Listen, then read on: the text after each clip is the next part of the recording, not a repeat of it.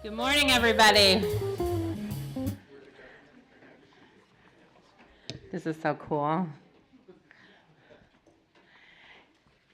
Good morning and welcome to Johns Hopkins University's flagship Washington, D.C. campus here at the Hopkins Bloomberg Center. There really is no better place to celebrate this important anniversary than right here in the heart of American democracy. My name is Beth Blauer, and I am the Associate Vice Provost of Public Innovation and the founder of the Bloomberg Center for Government Excellence, or GovX, as we all know it. Our host for this event, yeah. Happy to give a round of applause for GovX. My work at Hopkins is simple. Government is essential to our daily lives, but we can govern in smarter, more data-informed and innovative ways. Together with its sister center, the Bloomberg Center for Government Innovation, GovX works with hundreds of mayors to bring data to the center of City Hall and to advance the art and science of data-informed policymaking. I founded the center less than a year after the Data Act was signed into law and looked closely at federal strategies for bringing data to the forefront of financial transparency. In those early days, GovX went to mid-sized cities across the United States to assess the landscape of data practices at local levels. And what we found was a fractured data practice that lacked governance, standards, public sector skills, and leaders who understood that it is impossible to effectively manage cities without data. Fast forward a decade, and the role of data in local government has completely transformed. 62 American cities have attained What Works City certification, with 5 receiving the ratings system's highest designation of platinum, a bar we only dreamed of cities reaching at our launch. This progress doesn't happen without the strong leadership of federal agencies who are responsible for setting the bar, for institutions like Johns Hopkins who are challenging the status quo in public administration education and creating supports for public leaders, to philanthropic support from Bloomberg Philanthropies who insisted on bringing this work to life in the places that needed it the most, and to the people who power our cities, our mayors, our chief data officers, and the expert teams who bring our cities to life. Our work is far from over. This year here at Johns Hopkins University, we are launching the School of Government and Policy, which promises to reimagine public administration education with government innovation at its core. Hopkins has also launched a new institute focused on data science and artificial intelligence that will connect the lightning speed of innovation across this field to policymaking and support for all of our governments. Our collective work is the heartbeat of this institution, and this conversation and celebration is just the beginning. Thank you all for being here, for doing this work in partnership with us, and congratulations to everyone as we mark this milestone and look towards a bright future paved in data. With that, I would like, oh, thank you. I'm very excited to welcome my colleague, Luke McGowan, the head of federal initiatives at Government Innovation from Bloomberg Philanthropies, to join us to provide some welcoming remarks. Luke, thank you.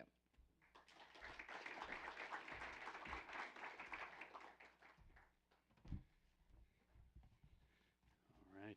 Thank you, Beth, and to Amy and the GovX team for hosting us here at the Johns Hopkins University Bloomberg Center at this important moment. This event really represents just the latest evolution in the work that Bloomberg Philanthropies and Johns Hopkins University have been doing together for years to really support and make sure that we are at the leading edge of these issues on open data and how government innovation can work on the ground. I had the privilege of joining the Bloomberg Philanthropies team just a few months ago, so I'm new to this team, but I have worked with the Government Innovation Program for years.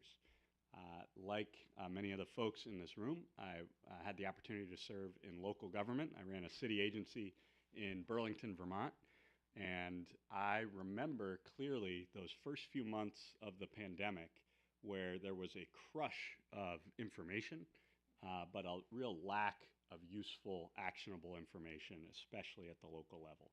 And I was, sitting in our emergency operations center in the police station on the lake. It was cold. And the resources that Bloomberg and Johns Hopkins University designed and put out into the world were a real lifeline to us in Burlington and in cities around the country and the world. And it really drove home for me this lesson that good data practices, many of the things we're going to talk about today, that pays off in good times and in bad. And that is really what the philanthropy is all about. What Bloomberg Philanthropies does is ensures better, longer lives for the greatest number of people. And we believe that the best lever we have to pull to make progress on those issues is through government innovation, especially at the local level. It's why today the foundation it's the largest philanthropic supporter of city halls worldwide. And this comes from the top, from Mike Bloomberg, who of course was mayor of New York City. And his belief is that on one hand, local governments are indispensable to tackling our global challenges. But on the other, they are chronically under-resourced, understaffed, and underestimated. And that philanthropy can play a catalytic force by supporting mayors and their teams and their data practices to really bridge that divide. So that's why we're investing in strong public leaders, in effective governance models, helping cities build their teams and spread ideas. And that's why we're here today to talk about some of those ideas that we know work and need to be spread. And this is why we support institutions and initiatives like What Works Cities that was mentioned, the City Data Alliance, and of course our work with GovX. But one thing we know is that all of this potential can't be unlocked without a strong partnership with the federal government. It's why I'm so glad we have folks from so many different pieces of the federal government represented here today. And it's why we invest in programs beyond just data. We have launched the Local Infrastructure Hub, which helps cities, especially smaller cities, access funds through federal programs like the Bipartisan Infrastructure Law and the Inflation Reduction Act. And to date, we've helped 1,300 cities pull down $2 billion in federal funds through those programs. So now I'm very excited for this conversation to really show what that partnership looks like, to see what lessons local governments can draw from implementation at the federal level, and also how we can stay at the leading edge as we think about new technologies like AI and best data practices. So with that, I am pleased to turn things over to GovX's leader, Amy Holmes, and our host today. Amy, take it away.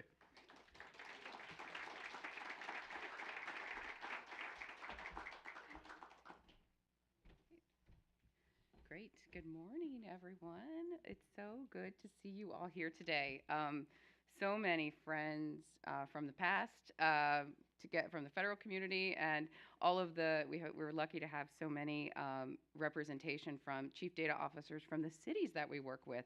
So I look across the room and I'm just delighted to see all of you and to see the potential that I see in this room to do big things. And so good morning and welcome officially to this event to mark the 10th anniversary of the Data Act and to celebrate the progress made by the public sector data community over the past 10 years. As was mentioned, I picked up on Beth's footsteps here, and now I lead the Bloomberg Center for Government Excellence at Johns Hopkins, where we help governments, primarily cities, unlock the power of data for public good, empowering mayors and their senior teams to use data effectively to improve the lives of residents across the United States and around the globe. Overall, we work with the public sector to build fundamental data and AI capabilities to better understand their operations, assess agency and program performance, monitor environmental trends, and predict and plan for the future. To be data-driven, cities must understand their operations and manage with real-time data. In short, we work with mayors and their senior teams to build citywide data strategies to ensure that mayors get the data they need when they need it to inform key decisions, improve operations, and better plan for uncertainties. Now, before coming to Johns Hopkins, I worked with some of you, and I had the pleasure of working on the Data Act, first in the United States Senate as the director of a task force on government performance, on the Senate Budget Committee. And then I was supporting the passage of the legislation, the Data Act, for Senator Mark Warner. And then after we passed the Data Act, I moved over to the Treasury Department, where I got to be part of the leadership team implementing this historic law.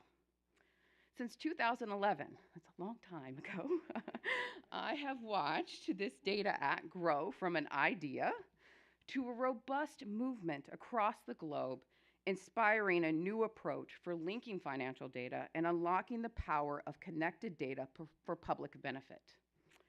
For those of you who are not familiar with the Data Act, I know some of us are coming to this new, and haven't spent a decade or more working on this. Let me share a little context with you.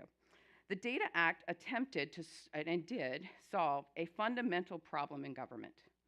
In 2011, financial data was confusing. The accounting, the budget, the procurement, the grants data across the government was siloed, was difficult to understand, and compare across our large federal government. In short, Congress, in the task force I was leading in Congress on the Budget Committee, we didn't have adequate information to really tell how much money was being spent and who received those funds. So the Senate leadership wanted to understand how much we spent across the entire government and be able to sort by agency, program, and they wanted to be able to see how those funds were then distributed down to a granular level in the community. And I'm happy to say today that's possible. In 2011, it wasn't. And at this forum today, you're going to hear that story from the leaders who solved that problem, those who figured out a way to simply link data in a common framework to connect all the financial data in the government for the first time. You'll hear about the technical, data-centric approach and the agile methods that were used to develop data brokers and transparency tools. But as all data leaders know, I think most of us in the room here, the biggest obstacle to transformation can be the resistance to change. So the Data Act story is really about how to manage and lead change in the public sector, and the challenge that every data leader faces, whether you're on Capitol Hill, at the White House, in a state house, or in a city hall. And now I'd like to call our first panel up to start sharing that story with all of you and take a look back at the data strategy built for the first open data law. And with that, I'll invite the next panel to come to the stage. Thank you.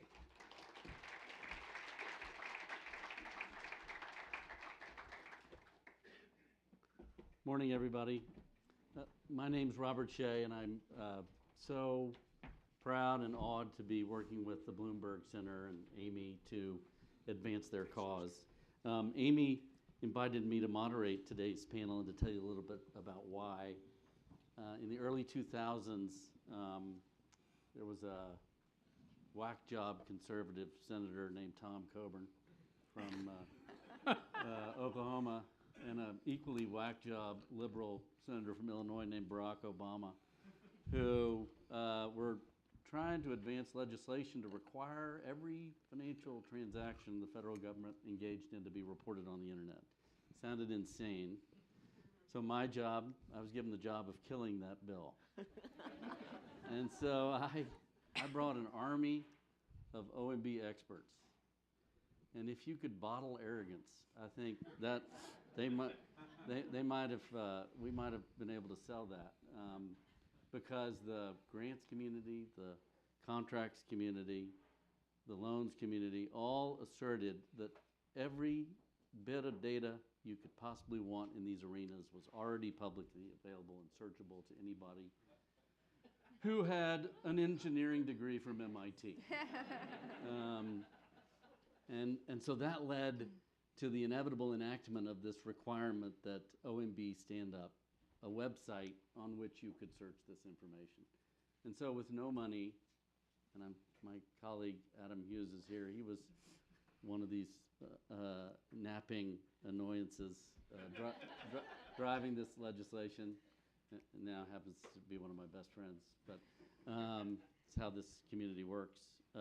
We launched in a very short period of time a rudimentary website on which you could search at least what agencies reported as their financial transactions. And I think GAO soon thereafter reported that it was not very trustworthy, let's just say which is why what these folks accomplished afterward is so noteworthy. What we're going to talk about today is not arguably, I don't think it's arguable, the most significant advancement in government transparency ever in the world before or after.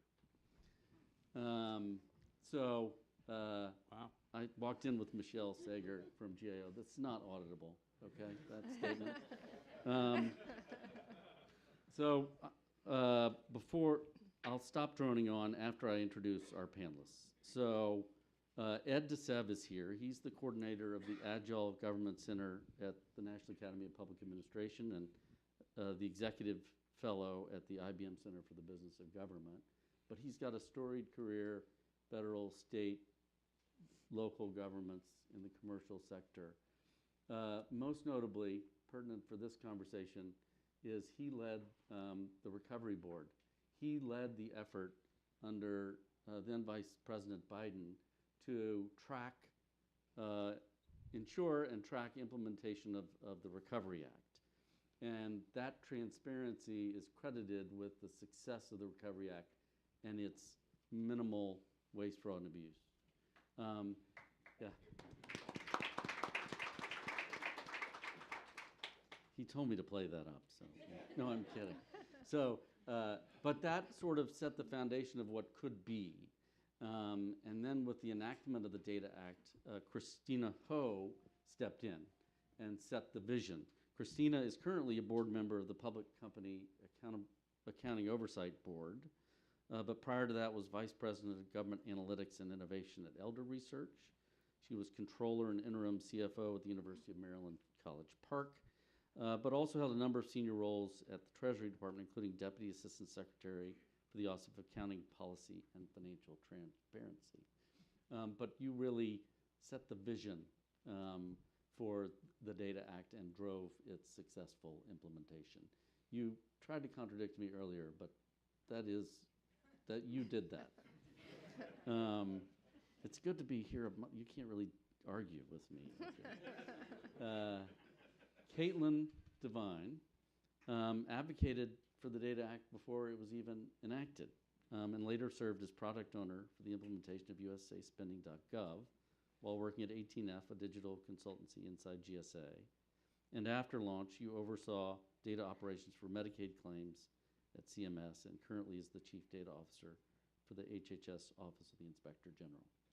So another round of applause for this fantastic panel. And delighted to take this walk down memory lane. Starting with you, Ed, Age Before Beauty. The Data Act was inspired by the $800 billion Recovery Act implementation, credited with using data to prevent fraud, ensure results. How do you do it? What was your secret? And you've got a local, you come from local government, and how did that help you set the stage for successful implementation of the Recovery Act? Thanks for that generous introduction, Robert. Wasn't that expensive, but it was worth it. I'm a Muni guy. I'm a city guy.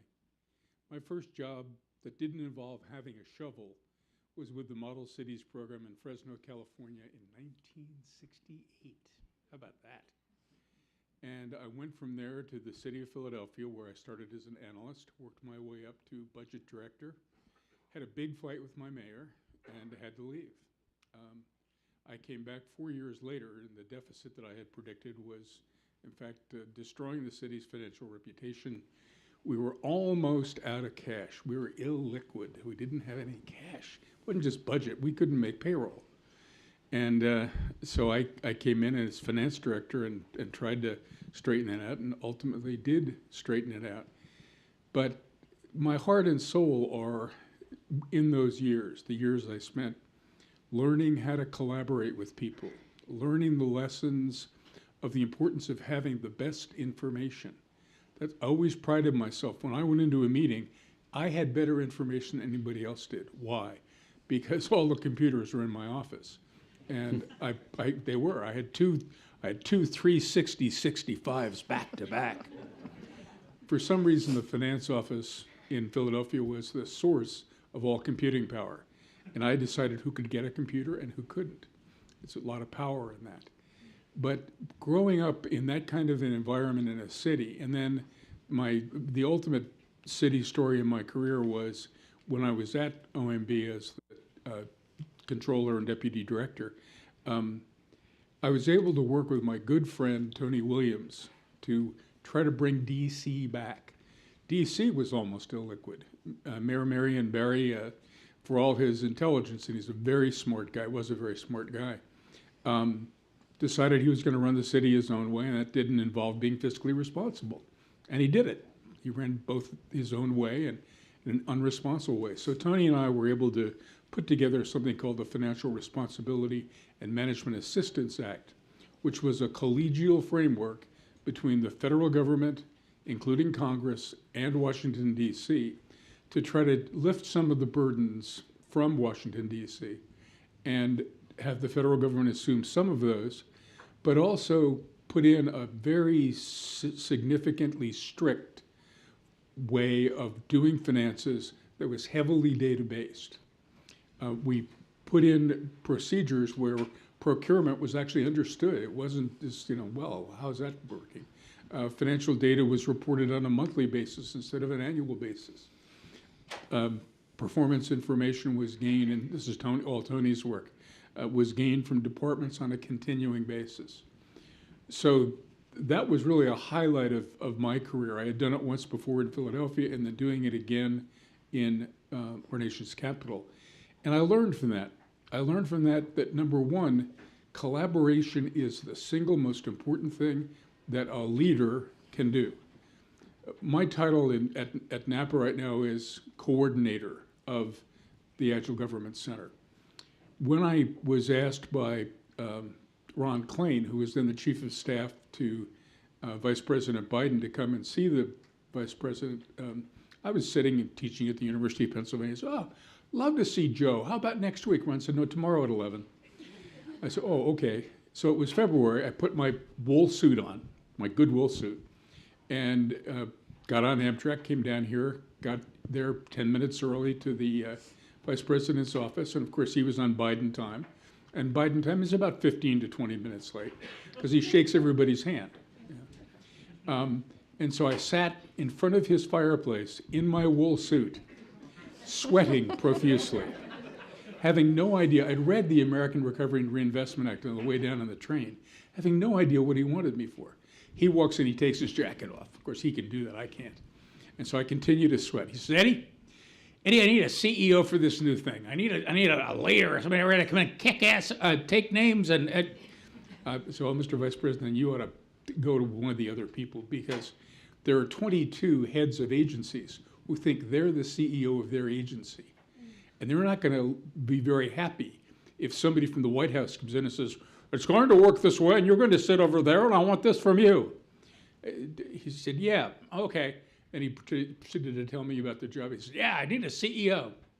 And I finally decided I wasn't going to continue to contradict him. I would just wait until he picked somebody else. But for whatever reason, he picked me. And when I went down, one of the other lessons I learned is the smaller your team, the more effective it is, as long as you've got all of the positions covered, all the things you need to get covered. So our team was never more than about 7 people. I have a picture of the 10th anniversary of the Recovery Act with those 7 people. One of them is now chairman of the Council of Economic Advisors. One was the vice president's chief of staff. One is a senior partner at McKinsey. And then there was me and a couple of other. Ellen Herbst actually is I think she's the vice chancellor at the University of Maryland system. That was it. We never had a whole bunch of people. We had $787 billion appropriated dollars and some mandatory programs which were indefinite appropriations. They ended up over $800 billion. And what we had to do is we had to get information from 217 programs in 22 agencies across 77,000 grantees by October 1st. This was middle of February, end of February. Luckily, the worst acronym ever in a federal agency, the Recovery and Transparency Board, otherwise known as the Rat board. Rat Board. 13 inspectors general, God bless. I don't know why they went beyond 12, but 13 inspectors general, all of whom had a stake in this, and all of whom were continuously auditing what was going on. And God bless America, Earl Devaney was the chairman of the Recovery and Transparency Board.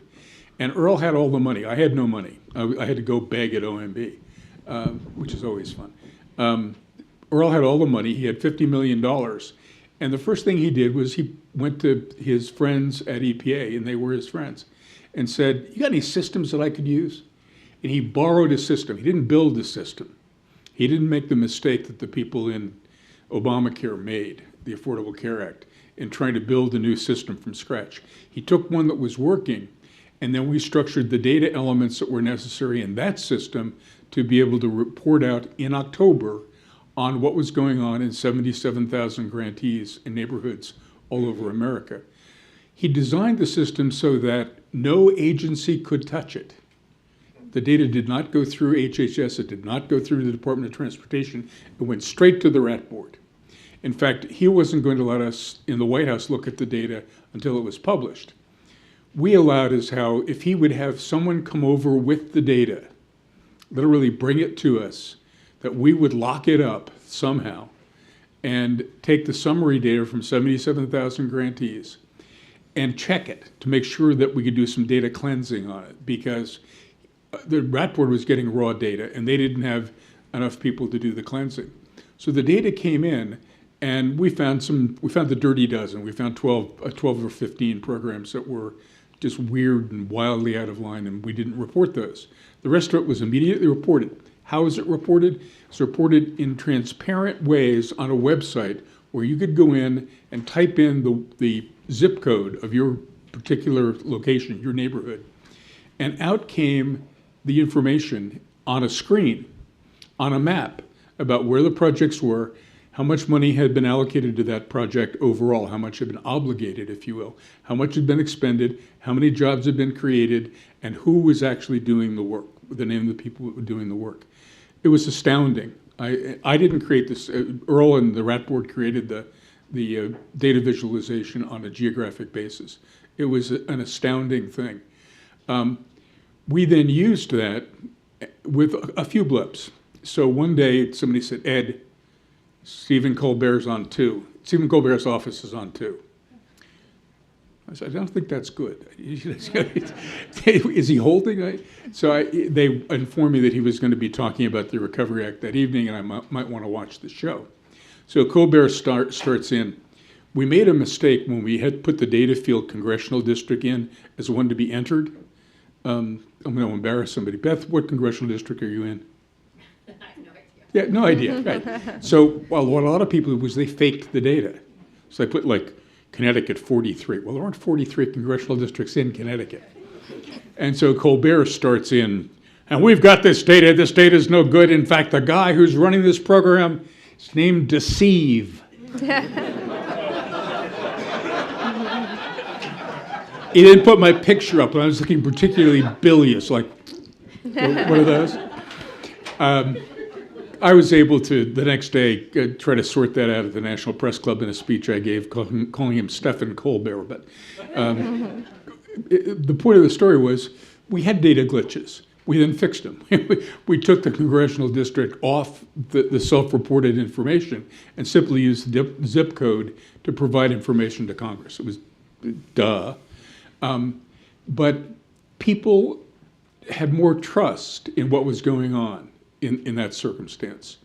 That trust carried over to the ethos behind the Data Act.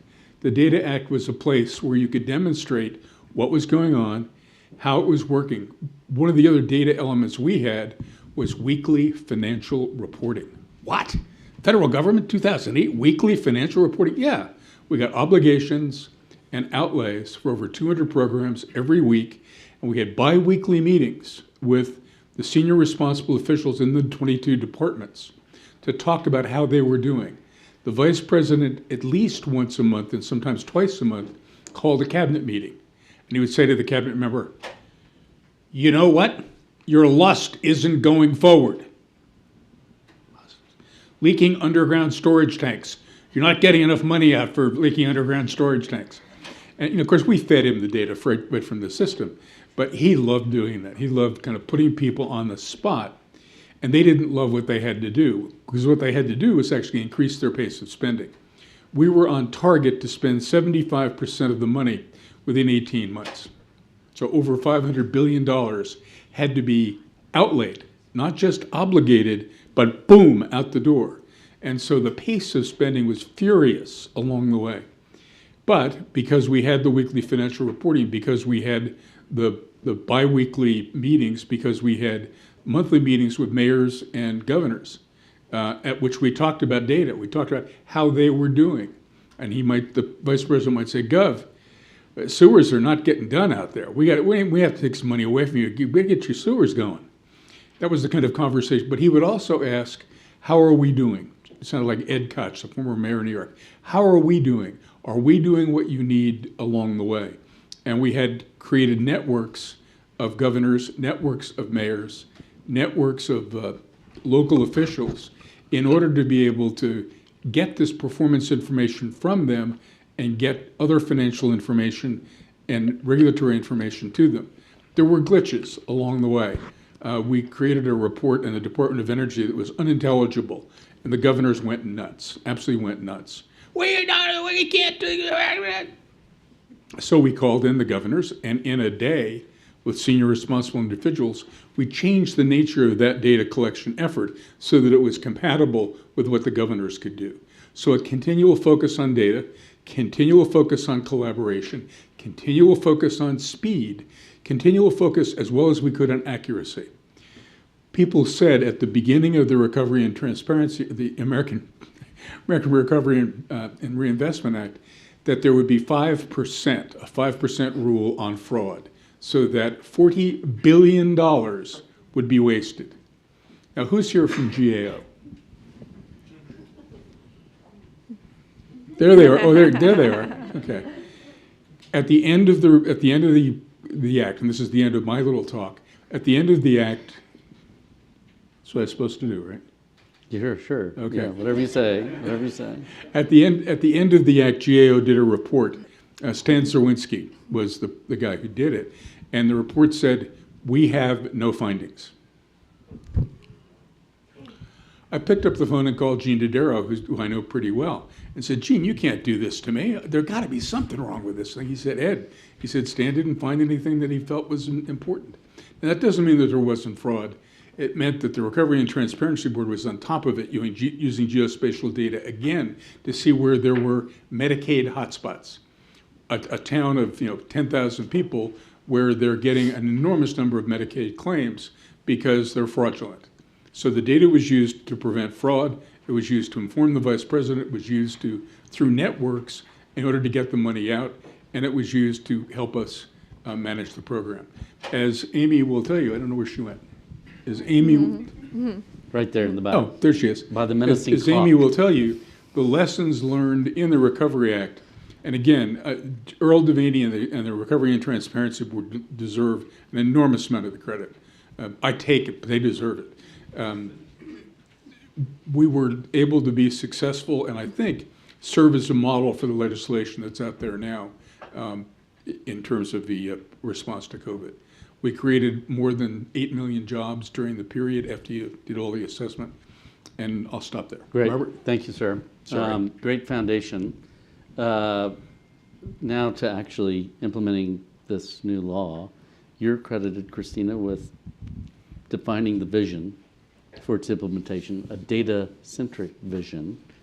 Tell us, to what extent the Recovery Act was your foundation and how you kept this persistent focus to successfully implement the law.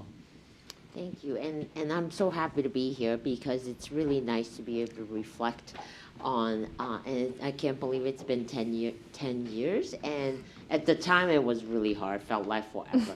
So it's kind of nice to go back and think about all the great things and all the achievement.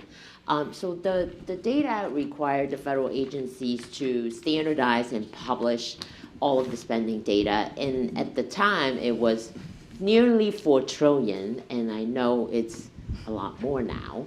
And it was, and we had over 100 federal agencies that had systems that didn't talk to each other. And also, there was no funding at the time of authorization of the bill and also at the time of enactment. So there was really no way to implement something at this scale with no funding and if the agencies were not going to get any value out of it. So the first thing, well, and also it would be a missed opportunity if agency were just going to implement the law as a check-the-box exercise. So the first thing we did was to articulate the value proposition of the law, which was better data, better decisions, better government.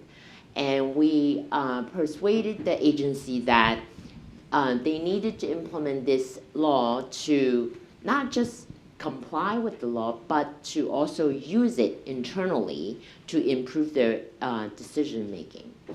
And of course, because there was really no funding to minimize costs, we developed a data-centric approach, which means that we will get the data from the source without making agencies to make substantial system changes.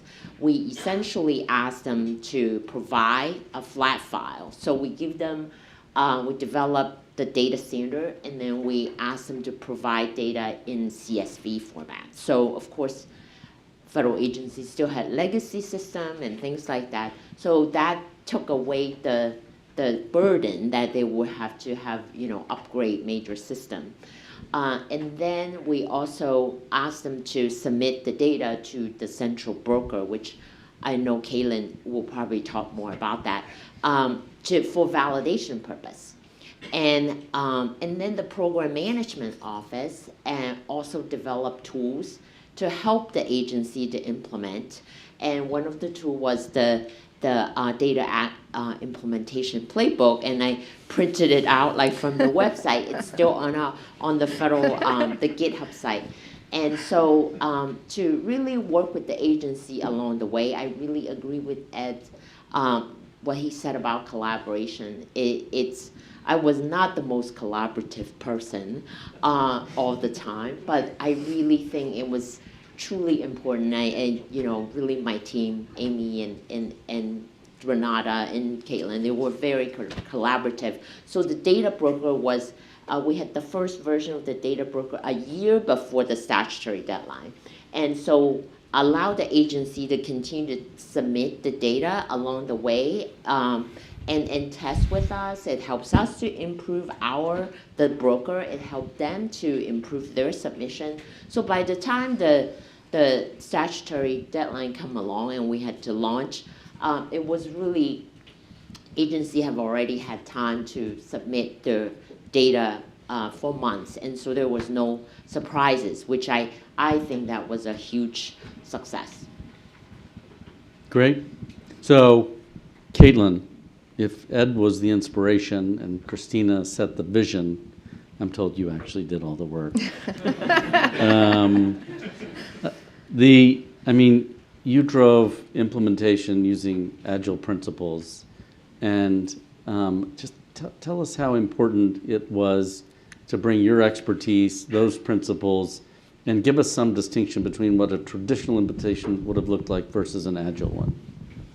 Yeah, and I think I also had a real passion for this subject area, and I think that made a huge difference. And the other people I brought over with me from 18F, Becky Swieger, also kind of came from this background of the data should be public, it should be transparent, we should know how the government is spending money. So I think we had this kind of like unifying point to rally around. But I think it really started at one of the first meetings I had with Christina. I had got connected with Renata, and she was like, I want to do this different. I want to do it different. And so that was, I think, really the beginning, because that was when I was like, all right, I'm all in, like push my chips in. Because I think if it was going to be the same old government technology type of failure, I probably would have just worked on a different project and walked away. But having Go to that, CMS. No, just kidding. but having that leadership support and buy-in, right? That's, I think, where the real cultural change starts with this. And then we started really small. So before we had an implementation team really on board, you talked about FAFAT and the opposition there, and I think there was a lot of that for Data Act as well, and there was a lot of voices in the room, big important stakeholder voices in the room saying what was or was not possible. So I think the first version of this was like 50 or 100 lines of Python code that just pulled the data from different sources in a small sample and mapped it together. And literally it was just a terminal like screen that we ran for some people at OMB and Treasury and GSA and be like, no, we proved we can do a portion of this, right? It is possible. So that's kind of how we really started this very, no formal agile methodologies or anything like that. Just how do we reduce the risk and prove that this is partially possible? And then I think the other crucial part of it is it wasn't just the software, right, that we took an agile development approach to. It was everything. So Renata was leading the program management office. She switched that team to be on kind of a Kanban model. The engagement, the development of the data standard was agile. We didn't just kind of start, okay, here's the data standard and everyone has to fall in line and map their data to this.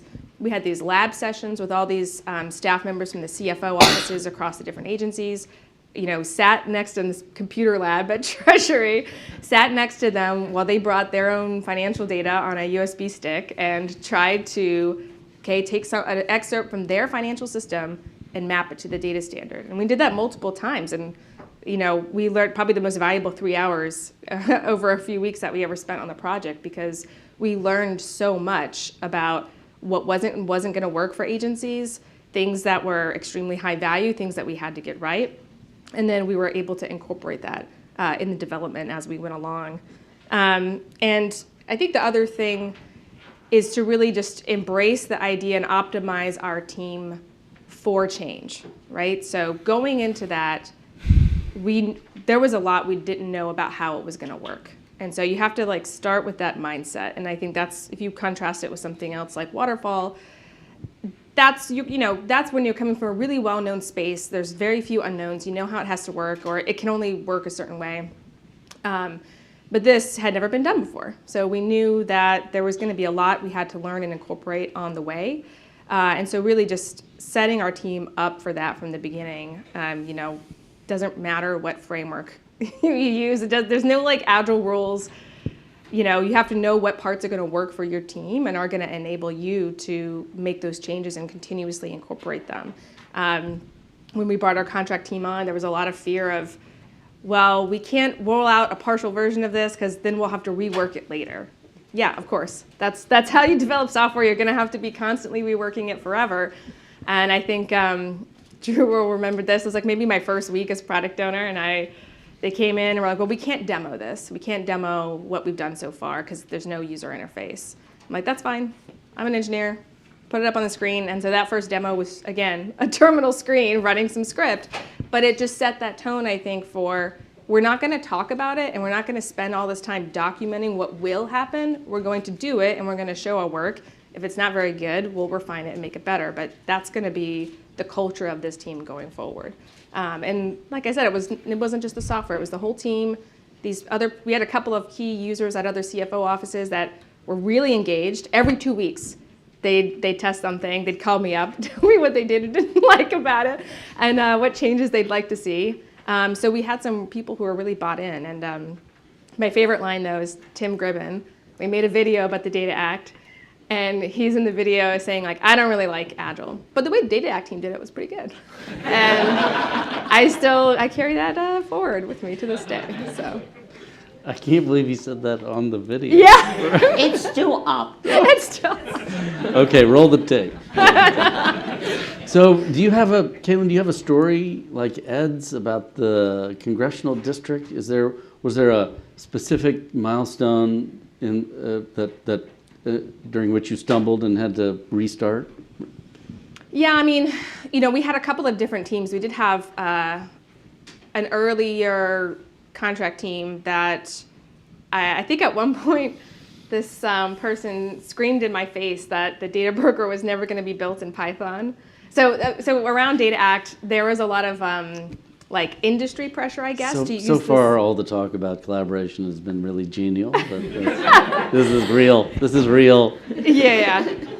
But there was a lot of pressure of, oh, we're going to use XBRL, which is this like XML variant, whatever. The point is, like Christina said, we started with CSVs because that was simple. Every agency system could interact with that.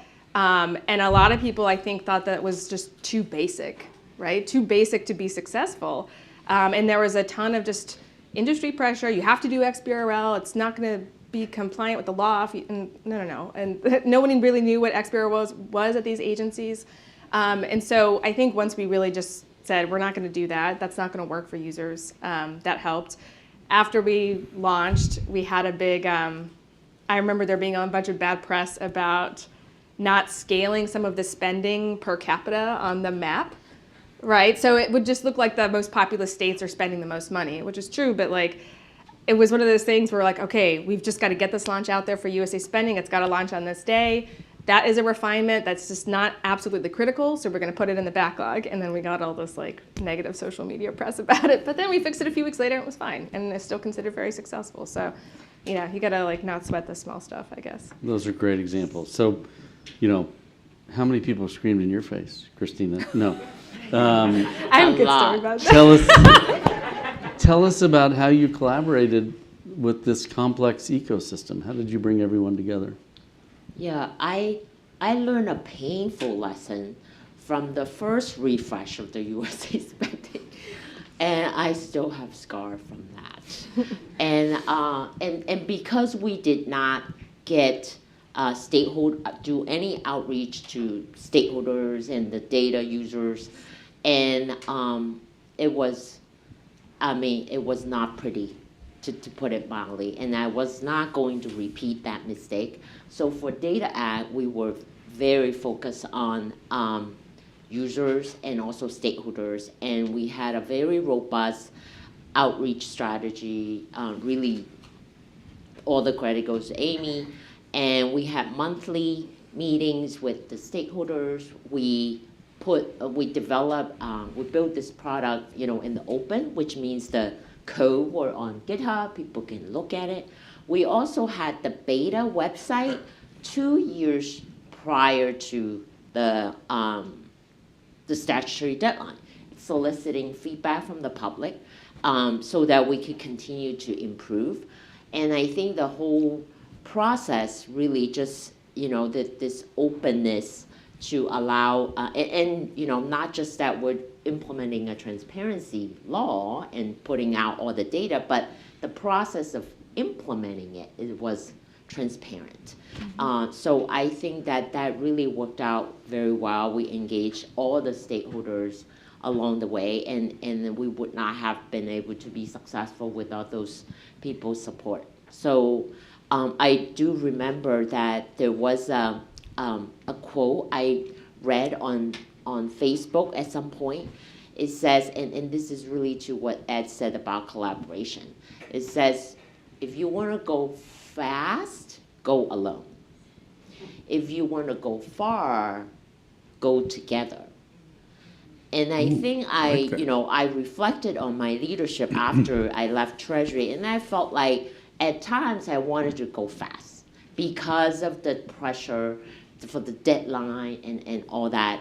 But I'm very thankful for the team often because they value going far. And I said to you earlier that no one can do something this big alone. And I think it really was a huge testimony to the entire team.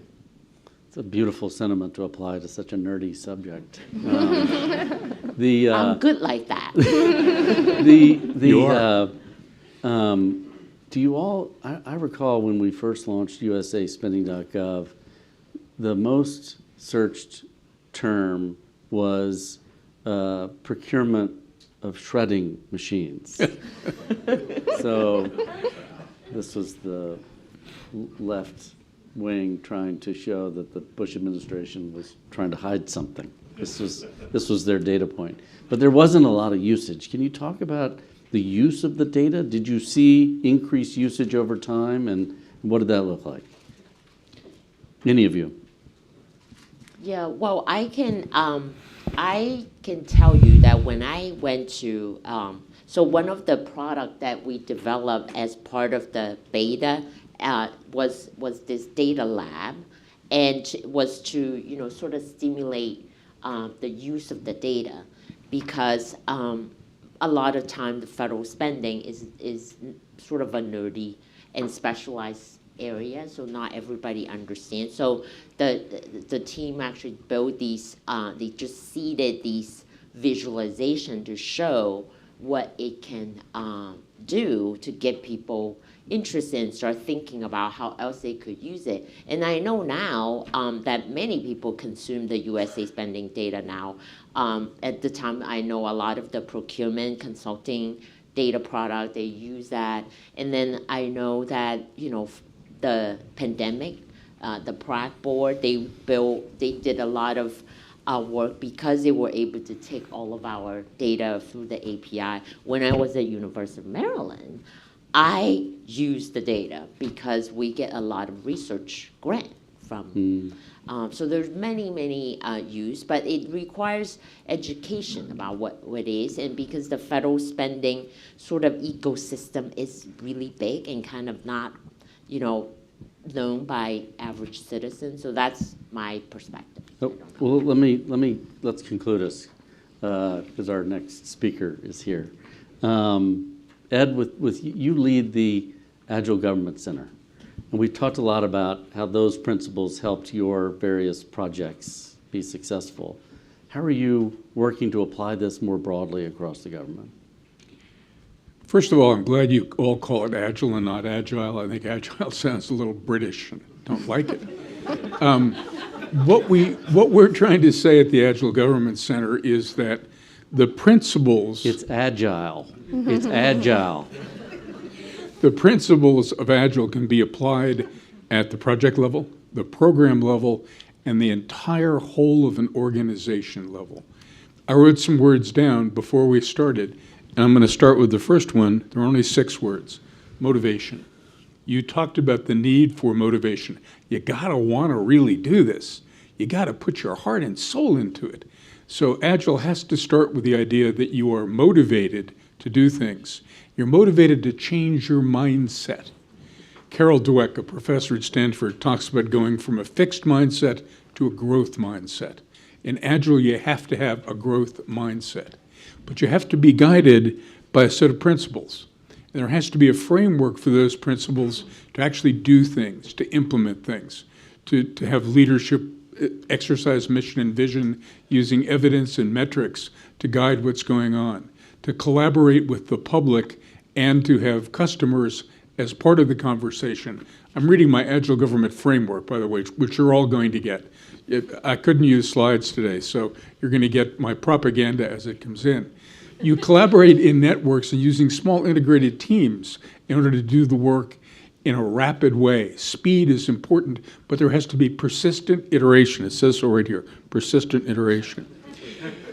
So there has to be principles and a framework to implement those principles, because you're trying to demonstrate increased competence.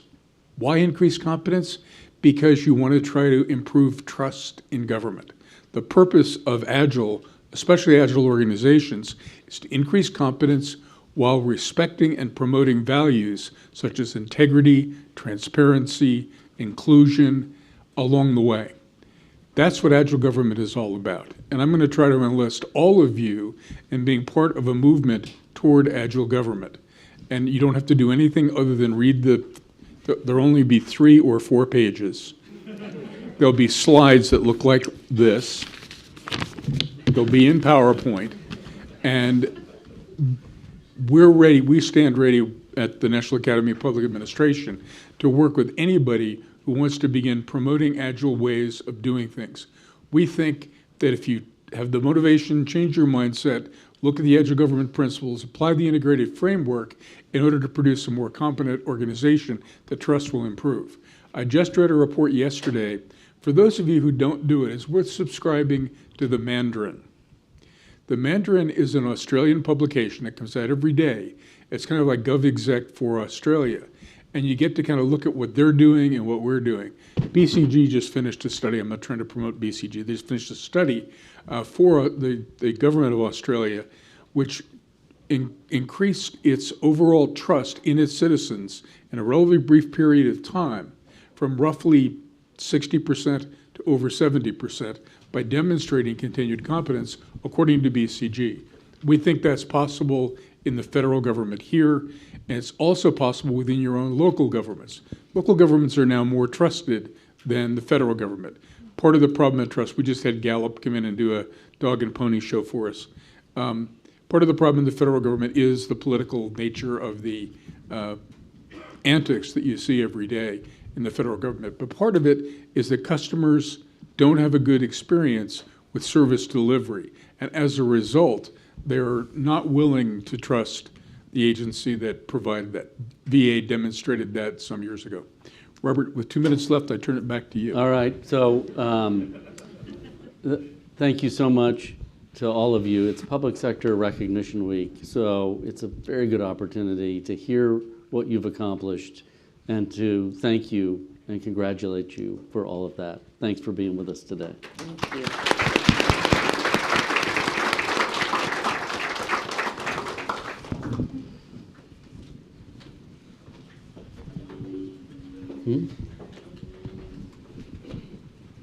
How are you, sir? Good to see you.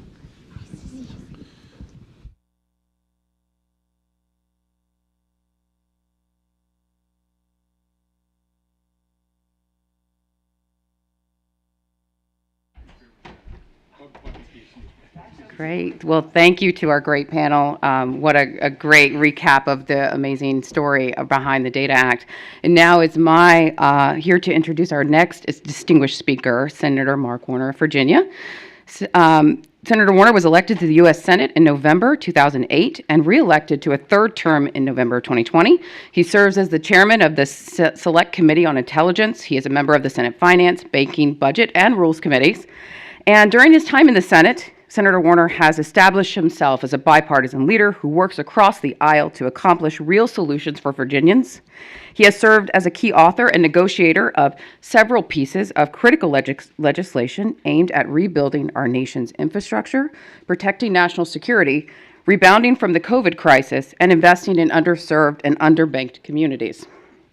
I had the pleasure of working for Senator Warner in his first term when he was the chairman of a very important, I think, task force on government performance that was part of the Senate Budget Committee, and where we were working to increase the use of data in Congress. And through that work, the Data Act became law. And so I always remember Senator Warner saying, "What gets measured gets done," and that's a motto I also hold. And Virginia was named Best Managed State under his leadership as governor. So he is a true believer in data, and we welcome him with us today. So Senator Warner, thank you.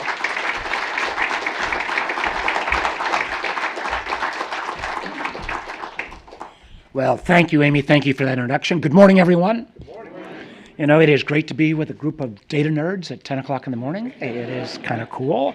And it is a great pleasure for me to be here celebrating the 10th year anniversary of the Data Act. You know, as we think about the progress that has been made in this field, we've got to remember, and I saw Robert Shea and I saw Ed on the last panel, I think about those early days when Amy and I first started working together at the Budget Committee, and then saw, as we got the bill passed and signed into law, Amy then went on to Treasury and helped on the implementation.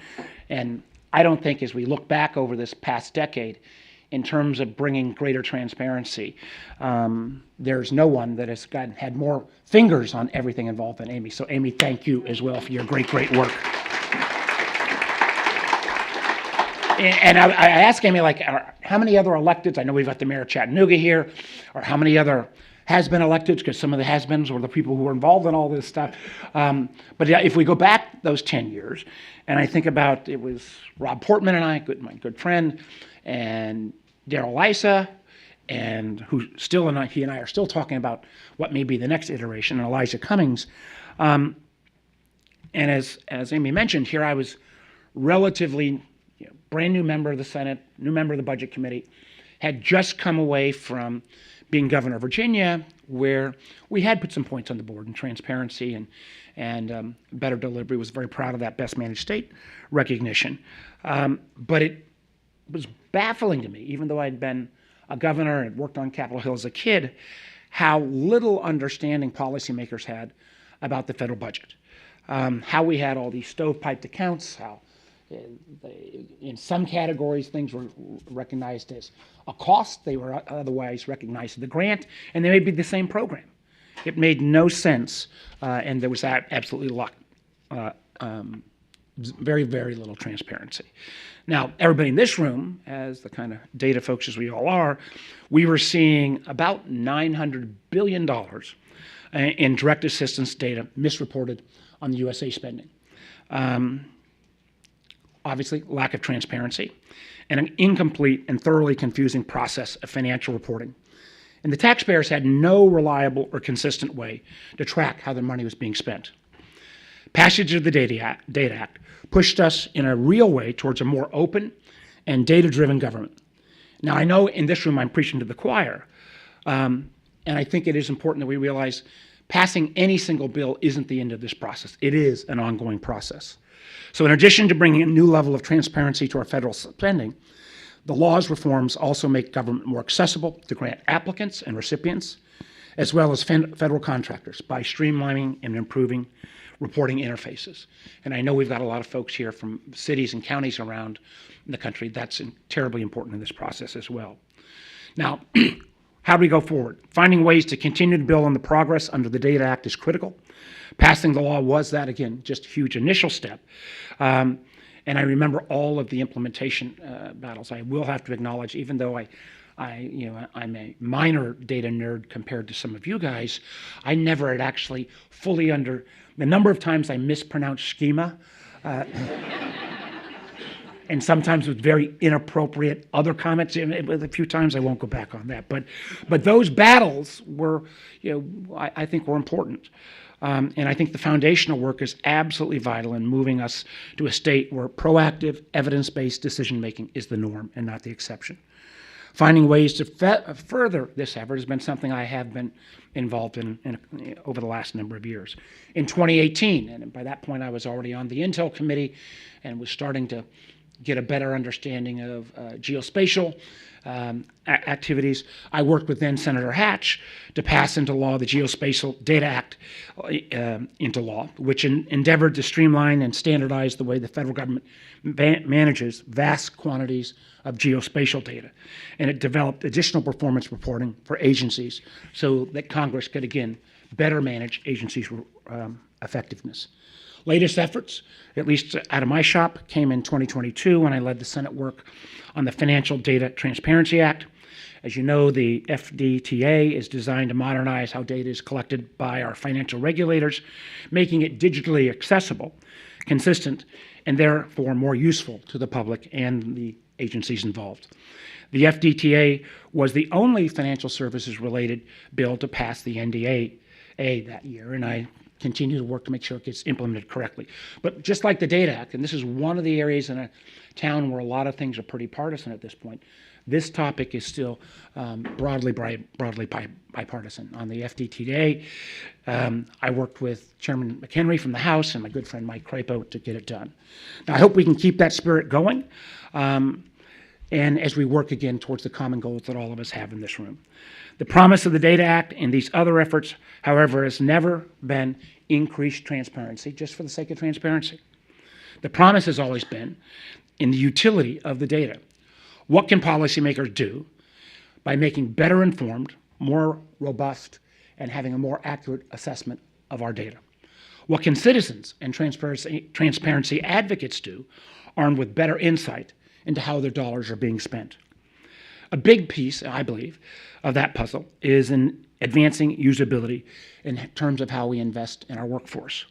You need people who understand the data and know how to work with it in order to execute creative and innovative uses. The executive branch has a lot to say on this front with the development of federal data strategies. Congress, I think, certainly has a role in implementing policies that support those efforts and fund workforce development. The efforts by all of you here in this room are vital too, in leading the way within your agencies, your organizations, and for those of you who are partners at the local and county level in building out that workforce pipeline. I look forward to getting a report back from Amy and some of my staff who will be here and hearing more about today's conversations and some of the thinking that will come out of this event, because there are so many more questions we have to address.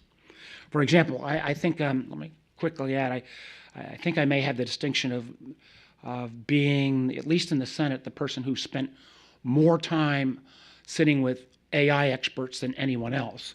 And let me quickly add, as somebody who had a tech background, even though I've spent more time on AI, at least for me, there is no linear relationship between more time spent and me actually understanding fully all the implications of AI. I think back a year ago when I thought who had the most data, who had the most compute, who had the most engineers would win, and all those models are fundamentally changing.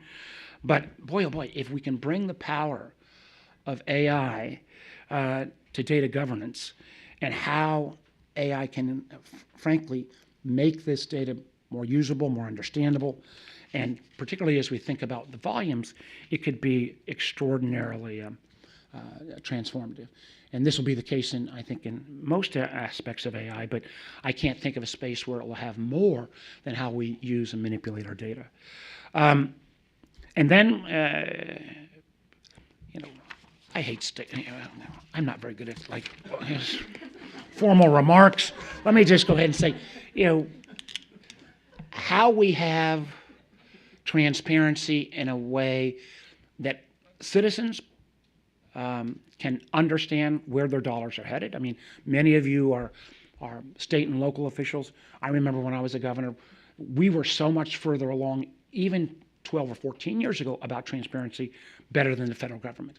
But trying to earn that citizen respect is extraordinarily critical in this day and time. What you do to make sure that we're better informed, whether you're the policymaker, whether it's your city council, your board of supervisors, your members of the House or the Senate, is absolutely essential. In a time, as chairman of the Intelligence Committee right now, and spending a lot of time on how we maintain election security this year, I'm terrified because of AI. I'm terrified because of the number of nation states that may try to interfere in our elections. But I'm terrified as well because there's just a whole lot more Americans now that believe really wacky stuff in terms of conspiracy theories. And part of that plays itself out in terms of how people present and oftentimes misrepresent what government is actually doing. And having folks who understand data use, make it transparent, make sure that, again, a citizen, a grant maker, knows what is a grant versus what is an expense and how sometimes the two should not be miscategorized in different categories is extraordinarily important. This wouldn't, we've still got work to do, but I don't think we would be as far along if we hadn't passed the Data Act 10 years ago. I hope you will, while I still don't have the expertise of Amy on my staff, I still can rely on her here at Bloomberg. I hope you'll continue to look to me and others. This is still a broadly bipartisan subject, because I think the more we can move this along, the more we can have a better informed citizenry, a more efficient use of our taxpayer dollars, and at the end of the day, that means a better community, a better state government, and better federal government. So thank you all for having me today. Congratulations on 10 years. Here's to the next 10 years of greater data transparency. Thank you all very much.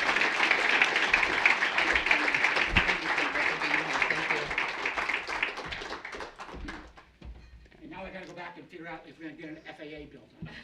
It's okay. Great. Thank you so much, Senator Warner, for being here. I know you're very busy, but your passion and commitment to this work is still paying off, and has done that for the last 10 years. So thank you so much, Senator, for being here. And we've got a little surprise today for our next speaker. We're honored to have Tim Kelly, the mayor, the 66th mayor of Chattanooga, Tennessee, with us today.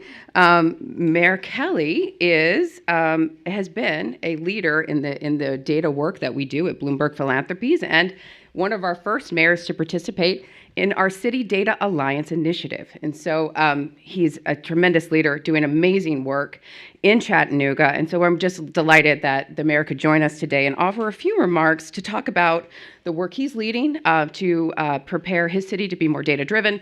Also to talk about, what they're thinking about as it relates to AI and the future. And, Mayor Kelly's also coming from a city that has a gold level certification in the What Works City certification, which is a very high honor as well, and reflects his commitment to all of this important work to strengthen and build your data practice. So, Mayor Kelly, I invite you to the stage for a few remarks. So thank you.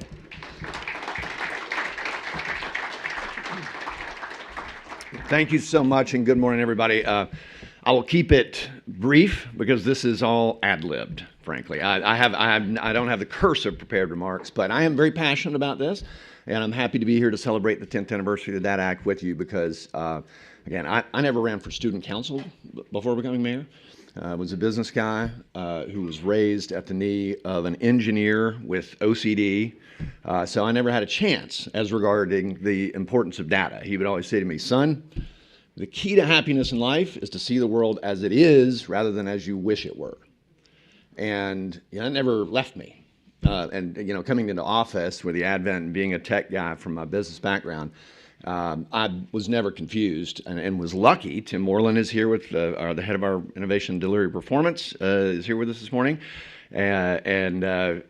So we had a really good head start, thanks to Mayor Burke, my predecessor, in this regard. And I'll sound a bit like a broken record here, but for me, it's about two things. Bloomberg, we couldn't do any of this without Bloomberg. I'll probably close with that again, but one of the many, many things that Bloomberg does to make city government, local government stronger is the city leadership initiative that they put on with Harvard. And what we sort of govern by in Chattanooga is the strategic triangle, gaining public trust, executing, convening, and then doing it all over again. And internally, right, using data to execute better is a critically important project. We are hard at work on that every day. And I'm glad this act was passed 10 years ago because, ladies and gentlemen, as you all know, it is a journey. It is a cultural revolution to try to get people out of their ruts, very frankly, in local government, working from instinct and not from the data. And again, I am preaching to the choir. And when you're talking about your local fire department or police department or homeless services department, it is tough. And in Chattanooga, with Tim's help, every cabinet meeting, every Monday morning, every single cabinet member reports out on their data. And it is going to be a journey over time. And ultimately, not only is it about internal performance and execution, it's also about transparency and trust. I mean, we're at a period of time when democracy is, under open threat as a form of government. And as the senator said, it's incumbent upon us to make things as transparent as possible. I'm proud of the work we've done in Chattanooga. We've just published our initial budget. The website went up with all the data there. Even my own internal folks said, they expected to have to go in there and parse the data. It's parsed, right? It's transparent. And that level of engagement, if we can't do it right at the local government level, then, God help the state and federal government. It really has to start there.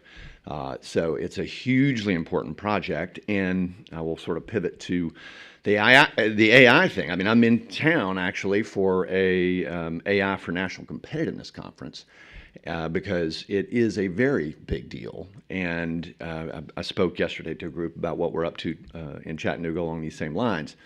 But we are hard at work there to get out in front of what this bus coming at us is looking like and how we can, ride it rather than be run over by it. And so we've got a team working with Tim's team and our technology services team to make our data available. Because again, it was actually on this very stage at Bloomberg City Lab. Mitch Weiss was here doing demos for us a little less than a year ago with a room full of mayors, showing us all the things that GPT-4 can do with data sets. And if we don't get as good at that internally as our residents do, then we're in trouble. So we've got to incorporate that into the work that we do. And again, it's not only a threat, it's a huge opportunity, because I'm looking very forward to uploading our entire city code and being able to have somebody just sort of type in a bot and ask, how do I get a permit? Or, can I put my garbage can out on what day do I put my garbage can out? It gets a lot more complicated than that, which is why we haven't done it yet. But we will do it. And again, I think it's a huge, huge opportunity for us. So thank you all for being here. Again, this is critically important work to our cities, our counties, the state, the federal level. And I appreciate everything you're doing. And again, first and last, I will say thank you to Bloomberg and all they do to convene around this topic, because it is hugely, hugely important. Thank you.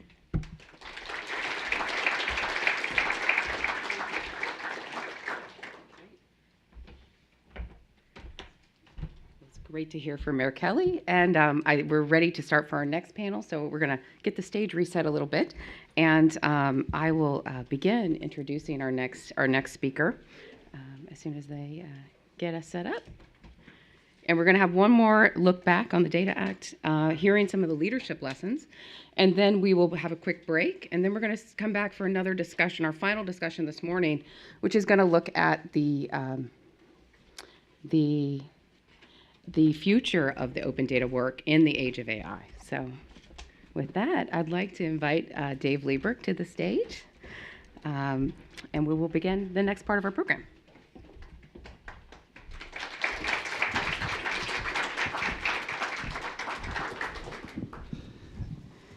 Hello, Dave. Welcome. So Dave Lieberg was appointed the Fiscal Assistant Secretary in June of 2014. Good timing for the Data Act, I'd say. As the Fiscal Assistant Secretary at the Department of Treasury, he is the most senior career position at the Treasury. And so as Dave is responsible for developing policy and overseeing the operations of the financial infrastructure at the federal government in the areas of payments, collection, debt financing, cash management, reporting, accounting, delinquent debt collection, and shared services, and all the data that goes with that. So it's it represents almost 20% of the US GDP, trillions of dollars. And Dave has kind of been the steward of that for many years, and he's got 30 plus years at the Treasury Department. And I was honored to work with Dave for several years at Treasury. Dave has often remarked that the Data Act implementation is one of the most meaningful and successful efforts in your time at Treasury over the last 30 years. And we invited Dave today to talk a little bit about the leadership lessons. How do you lead big change? As I mentioned this morning, the technical side, which you heard from our first panel, how we do the work is so important, but how do you lead change and transformation in a very big government is equally challenging. And so, Dave, it's really great to have you here to share some of your wisdom with the group and hopefully inspire us about how we can do more of that transformational change in all the governments, whether it's federal, state, or local. So thank you, Dave, for being here today. Very good. Thank you, Amy, and thank you all for being here. And thank you very much for putting this event together 10 years. And what a better place to do it than the Center of Government Excellence. So that's Amy, so thank you for that. And I think one of the things I would just say really just briefly before we get in is that Amy mentioned I'm the senior career person at Treasury. And with Public Service Appreciation Month, I want to sort of maybe spend a moment about why that's significant. It is really important that government have very strong civil servants. And so the area that I'm in really kind of oversees the, sort of the operational, foundational of what government does in the financing area. And the reason why it's a career assistant secretary position, because it's so important to have continuity of operations in those areas. It's important to have expertise, and it's also really important to make sure that we in the civil service are always providing the best available information and the best available data to decision makers. And quite often, we are oftentimes not the decision maker as career civil servants, but our job is to make sure that the decision makers do have the best available information. In so many ways, that's why the Data Act was important, and I think we'll get into a little bit more about why, in my 35-year career, it's one of the most significant things that I've done, given the degree of complexity and given the importance of data. But I think, I think in the world of government, and those who have been in government know that, there are decision makers, and sometimes those are not the people that should be the decision makers. Sometimes they're not the best knowledgeable people to make a decision, but they are the decision maker.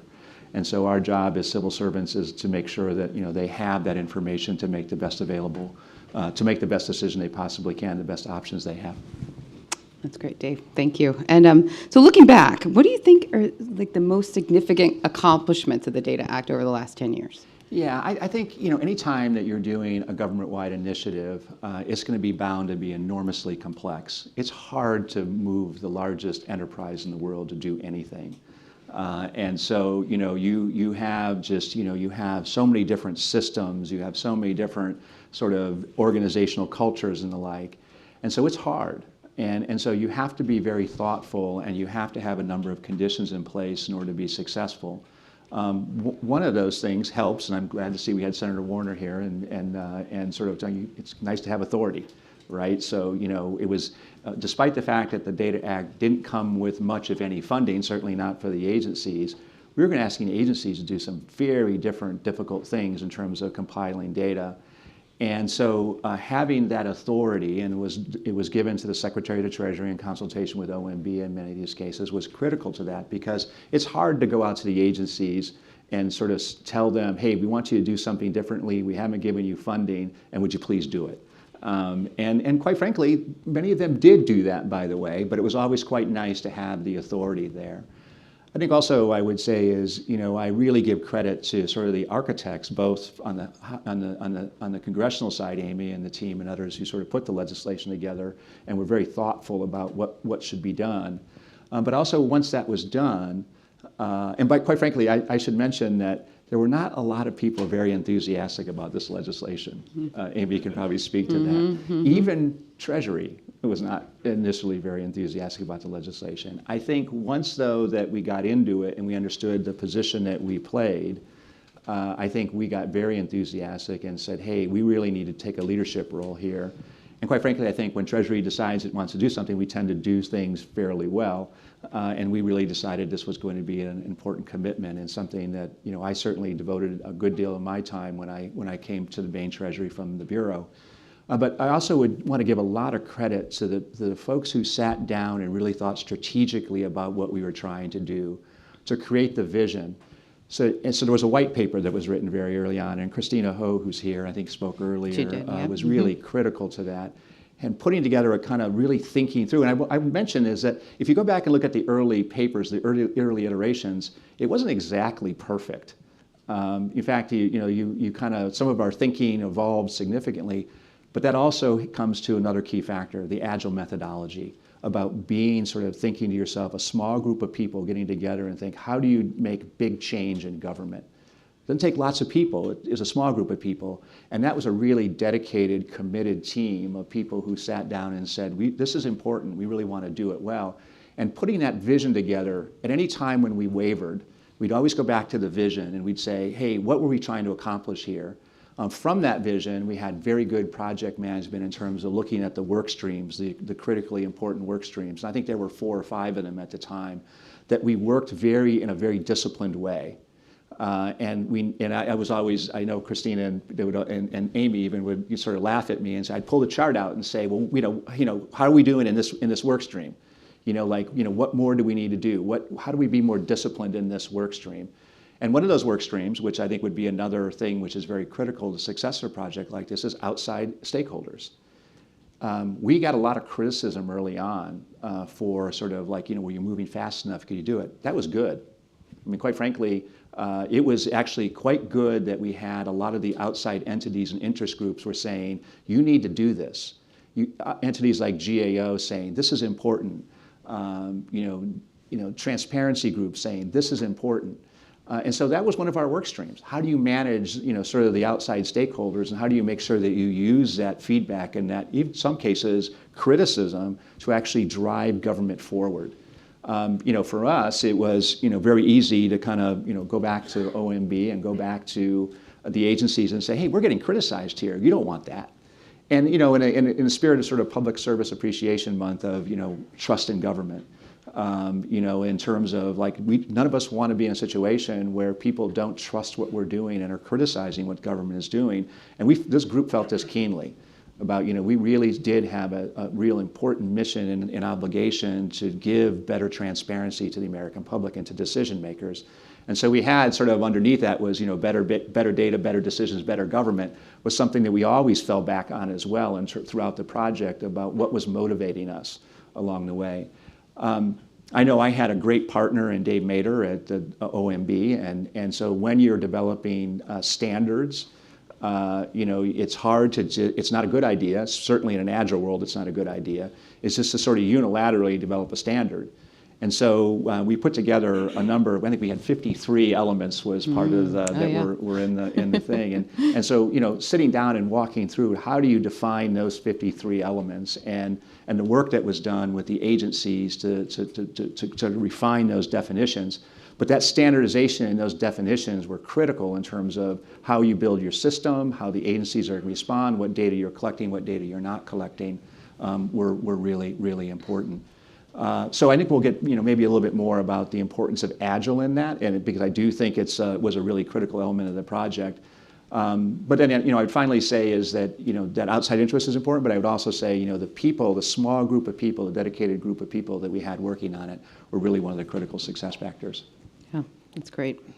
They were very memorable times. Yeah. So what do you think, Dave, is like the biggest challenge or roadblock that you encountered, and sort of how did you overcome it? How did the governance and the structure and all the things that were put in place to help lead this effort, how did that also help overcome some of those challenges? Yeah, and I think I think it was really important with respect to the partnership with OMB on this of repeatedly sort of bringing the agencies in and having that discussion. One of the really important decisions that we made, and I remember going up and briefing Senator Warner on this, which was very memorable moment, is we sat down and we said, hey, look, we're going to give you a schematic about what we're doing, and what we're doing something different than I really give a lot of credit again to Christina of sort of this vision of we're not going to make agencies change their systems if we possibly can. We're going to find where the data resides, we're going to tag it, and we're going to extract it, and we're going to present it. And so I remember going up and briefing Senator Warner and saying, look, this is really novel. This is really different. This has not been really done in government. And he, having a technology background, I think immediately sort of embraced the notion of, hey, this is the right way to do it. We had a couple other congressional members too. Congressman Hurd was really good at this too, of sort of understanding, like, how do you look at large data sets and how do you make sure that you can actually extract data? And they were, really, that was really sort of an important thing. We also did something that I think was critical is instead of making agencies change their systems, we went to the software providers on the ERP systems and said, hey, how can you make sure that you make these changes once rather than having to make them multiple times within the agency? And that, I think, helped the CFO community significantly. So finding existing data sets that could easily extract, and designing systems that you actually are able to pull the information rather than having to find it someplace and then either do large-scale systems changes was really significant. Mm-hmm. Now, did it mean that, everyone, I will say this is, if anyone in the room is in the federal government, they may recall, and we tried to implement something called GTAS at one point, which was the opposite of what we tried to do here. And it was we thought we were being really smart and clever, and that we were listening to agencies and the like. And when we went to go implement that was really a tough implementation because but by contrast, because of the way we approached this, the implementation here was pretty much seamless. When we got down to the end of it about how agencies would provide the data. Yep. I believe GTAS was a little before my time at Treasury, but it took multiple years to get that done and to build a complex kind of data aggregator to bring data together from across the federal government. And with the Data Act implementation, It didn't take years, it took months to build that same kind of tool because of the agile approach and the way that we approach the work. And we worked with agencies to build the tool. It wasn't, here's a tool for you, hey, come to the table and help us build the tool together. And some of that input that Caitlin was describing earlier on the panel, Dave, really brought that to life and reminded me of how powerful that was to be able to listen to your users, whether they're your internal government data providers or your external, residents that you're trying to provide that transparency to. I mean, I think that was just so memorable and so important. And, I think to your credit, that was a hard thing to do. It had never been done. I remember, we took some risks taking this agile approach and putting out the data in a beta format in a way that felt safer than, putting out data for the first time. You're not sure what the quality is going to be. And so I think, I don't know if there's any reflections on that whole agile process and leading that and taking a little bit of a risk to be the first government-wide agile implementation in the federal government. Like, you paved the way for that and provided the leadership support for that, which I think is just really memorable and important. Yeah, I think coming back, GTAS was a multi-year effort, and I think with respect to building a broker, I think we did it in 9 or 12 months in a really short period of time, and using that agile thinking. And I hope Caitlin inspired the whole organization, inspire audience on this, which is. And I think really one of my disappointments after the Data Act was, given how much success we had using the agile methodology, I thought it would spread so quickly throughout government, because it was just such a dramatic difference of what we normally do with waterfall or how we do large-scale projects. And even in our own organization within fiscal, we struggled with we talk agile. And I think the Department of Defense, there's a wonderful paper, it's probably a little dated now, but they put a paper out called Agile BS. And basically, what it was, and then they had to pull it down, I think, actually, after a while. I think they had it up for a while. And it basically said, when is someone telling you that they're telling you an agile project, but they're really not? And so I've had a number of projects since then that they've been telling me they're agile, but they're really not. And that they've struggled because it's been really hard to get people to move into the new methodology. But the notion about putting something in the open source, the notion of going into a sandbox, going into GitHub, the notion of failing and then pivoting, pivot, pivot, pivot, right? That was sort of the mantra of the group, which is, we'll pivot and pivot again, and starting with the end user. Going back to Public Service Appreciation Month, what we do not do well enough is start with the end user. Like, what do our citizens want from us? And so the agile methodology is all about understanding that and then building systems and building interfaces in a way that sort of say, hey, how can I make this information or this experience much more positive? And we've struggled with that. And I would just say, and I'll give a plug for the IRS. I'm going to shock all of you, I'm sure. But they put together the Direct File project was an agile project, and I watched them. I mean, they actually came and interviewed me, because one of the things that we do is we collect all the money for the federal government, including the IRS, and we make the payments for the federal government. And so they came and interviewed me and said, tell me a little bit about what would be important to you. And so they did a demo with the secretary and sat in on it, and I thought, wow, they really get it. It was this very small team. Once again, a very small, agile team. And what I really appreciated is after they launched, they came back to me and asked me more questions and said, hey, I want to understand a little bit more about, when we put this thing together, how is it going to interface and what do we need to do? And I really applaud what they've done. It's an example of doing something, again, with a small group of people, starting with the end user, trying to make something simple, starting to make something accessible. And those of you in the audience who may not have a high regard for IRS, I will assure you, if that taxpayer experience is better, you will have a higher regard for the IRS. And McKinsey has done many things like, you have a good experience with a government agency, you're 9 times more likely to trust that agency.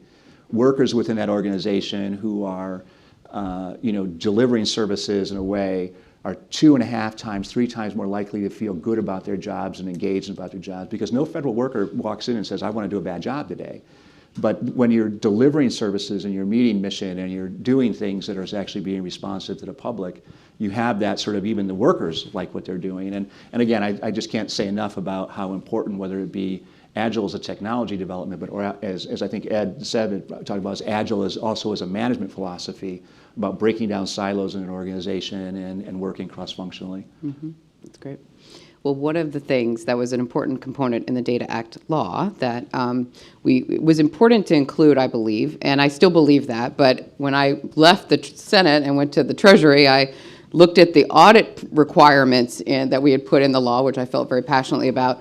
I thought, oh, great, now I'm on the other side of that audit in that review, and I thought, oh, well, okay, here we go. So, the Data Act required that the data submitted to Treasury be audited every 2 years for a certain period of time, so that data, we could ensure that the quality would be high enough that you could actually use it to inform the work. So the stakeholder involvement, as you mentioned, Dave, was really important. The stakeholders externally from, civil society and other groups, but also thinking about, the external partners like GAO, like the dozens of inspector generals across the government who reviewed that data, looked at the quality, gave some, critical review at times, and then what we saw over that 6-year audit period was a tremendous improvement in the quality of the data, and that's a great story, and like a partnership with how you do work in a collaborative way with folks like GAO and the Inspector General. So I don't know if there's anything you want to add there, because I think, that was a little scary going into it. Yeah. Like, we didn't know what that first round of data, they audited the very first submission that came in, and we're like, well, we're going to see how it goes. But, So your reflections. So I really love the presentation. Amy helping, who had sat there and helped write the legislation and had to live with it. Yeah, that was yeah, actually, yeah. that was really the funny Yeah, part, which yeah, is like, we yeah, kind of would yeah. give Amy a hard time saying, well, Amy, Yeah. did she write that provision? I Yeah. don't know whether she actually, We didn't tested it. broadcast that often in those No, kind of we didn't. meetings. Yeah. But I would say is a couple things there, and this is another success, is we sat down with the IG community and said, hey, can we get some consistency with how you're going to do the audit? And so, like, we didn't have every agency IG come out and say, hey, I'm going to audit it under these standards one place and under these standards in another place. But that part, I think it was really very smart, and it was a very, very good idea, so that the quality of the audits were actually much better. Like, the information you got from each of the IG audits was a higher quality. And I'll come back to this again, is to say, the team never liked when I would say this, I said, I wish this audit was worse. Because it would inspire us to do, it would sort of like, there were certain data sets that even today I think maybe not as strong as they should, and we were saying, hey, could you shine more light on those data sets so that we get some momentum around improving the data quality, and so again I would say those things can be your friend, not your enemy if you're trying to make wholesale change within an organization, and embracing that it's never great to feel being criticized, but it's, again, it can be very helpful as a motivating factor. Definitely was. And I think we used those very actionably. As we got good input, we were able to act on it. And it was a great partnership. And there's many folks I see from the audit community and the Government Accountability Office here today. And so it's just a good reminder of that I'll partnership. take back my remarks for a second. No, don't take it back. But I do think it was an example of how the executive and legislative branches can work together, even on an implementation, and how you measure and make progress. So it was a great example. Well, Dave, what do you think would be your top kind of management or leadership lessons that you would share to other government leaders? I think we have many government leaders from city level, from across the federal government here today, who are doing similar work, who are trying to do big things and lead change. Like, what do you think are your best takeaways from the past 10 years and your 30 plus years that you would share with this group? Yes, I'll go all. Aristotle said, excellence doesn't happen by accident.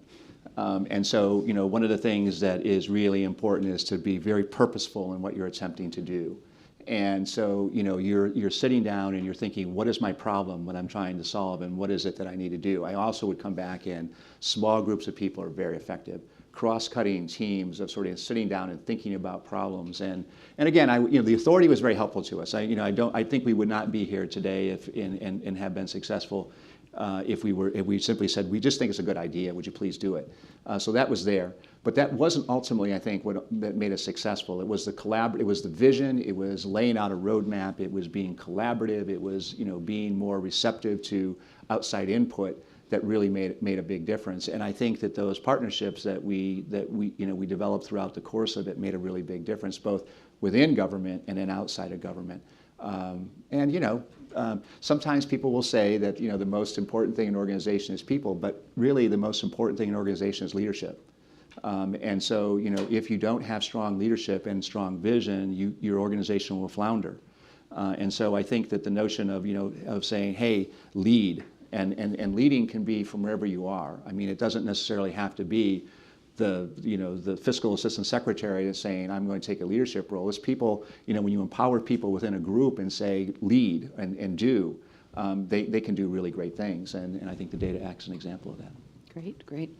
Well, thank you for this incredible look back and your experience with the Data Act to complement all the other messages we've heard from Senator Warner, from the implementation team, and all the way back to the Recovery Act days, and hearing from Ed's remarks on his outstanding career as well. I think we've had a great session this morning. Looking back, we've heard from Mayor Kelly on some of the leading work that he's doing in city government and working here with us with the Bloomberg Center for Government Excellence. So I think we've all been sitting for a while, so I think we could take a break. We'll get some coffee refreshed, and then we'll be back here at about 11 to have our final panel for the morning, which is going to be very exciting. We're going to, we've been looking backward, now we're going to look ahead to what's ahead for this open data movement that's grown over the last 10 and 15 years, and what's ahead in the age of AI. And we have an exciting panel lined up. We're going to hear from some of the top city leaders and also some of the top leaders from the federal government as well on this work. And so please, we'll take a quick break. We'll get reset, and we'll be back here in about 11. So thank you. Thank you, Dave, for being here. All right, Amy, we did it. Yeah.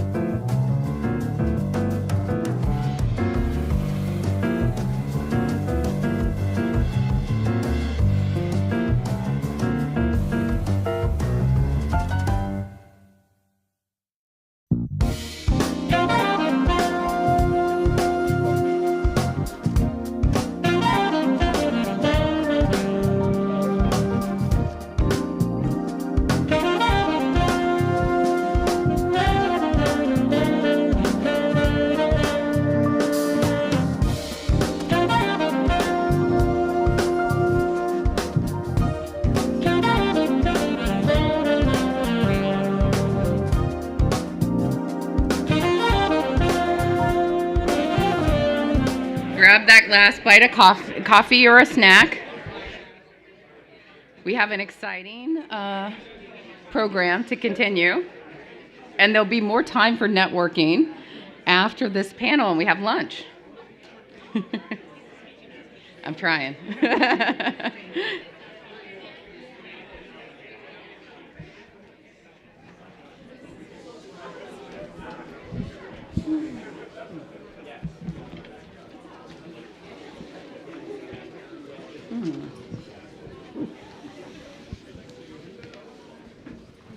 Great, everyone's coming back to their seat.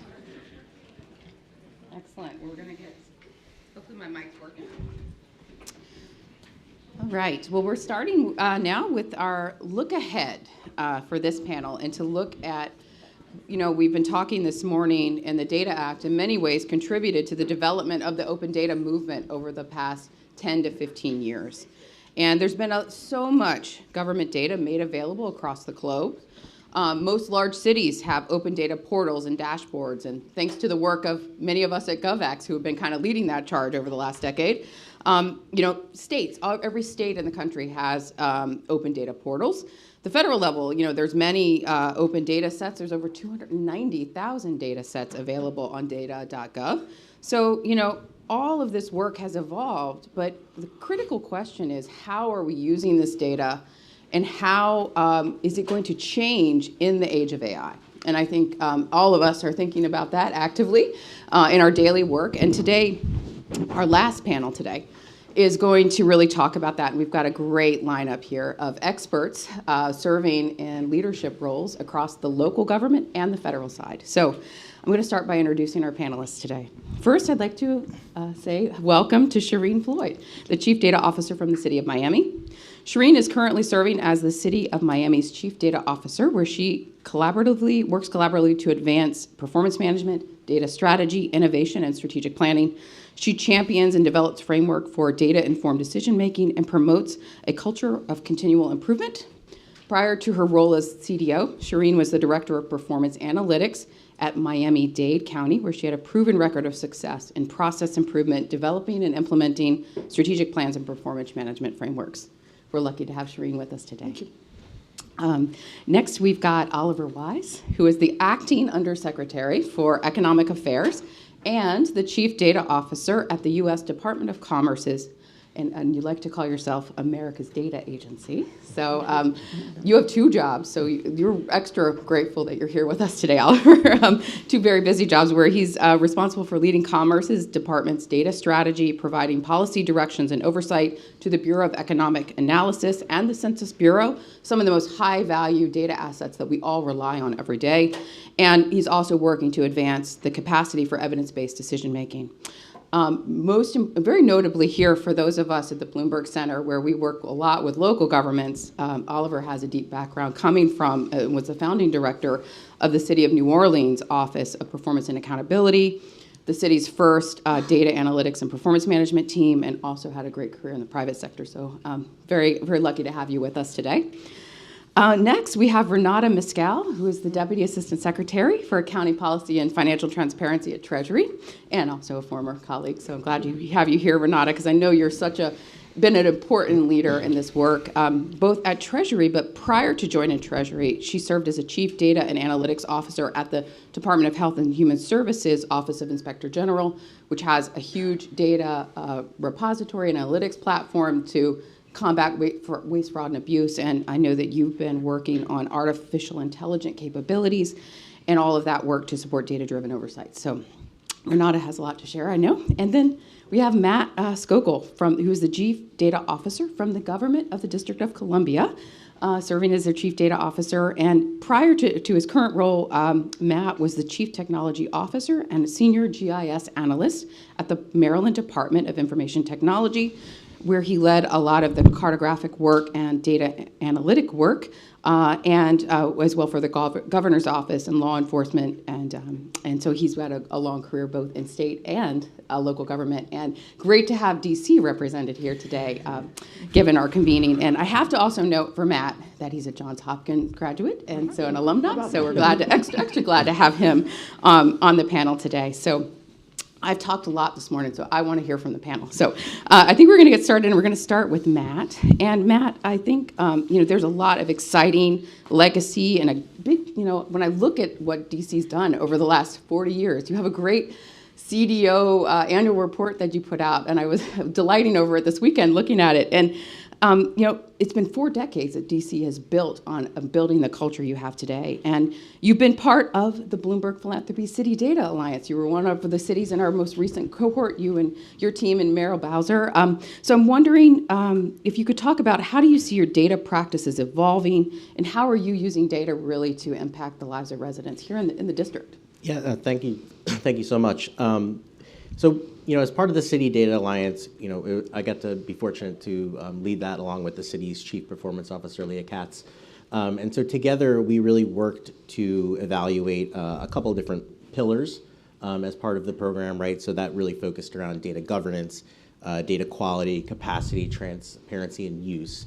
And within those pillars, we really looked around the city to bring on board folks who were either data officers, data analysts, program and policy people, and to put them in these categories and really have them help us take a deep dive into the various aspects of where we're strong, where we're weak, build upon a lot of the things we did for What Works Cities in this last go-around. And so, the reality is that we can use the data strategy to help us promote these concepts and then really focus that on how we improve culture across the city and how we improve the way city residents get data, city employees use data, right, to provide better outcomes and make the data more useful for everybody in the city. So some of the topics that we touched on were around disaggregated data, high data quality, and those topics especially have significant impact on residents, right, on how they get services and how we provide analysis and decide how we approach different challenges in the city.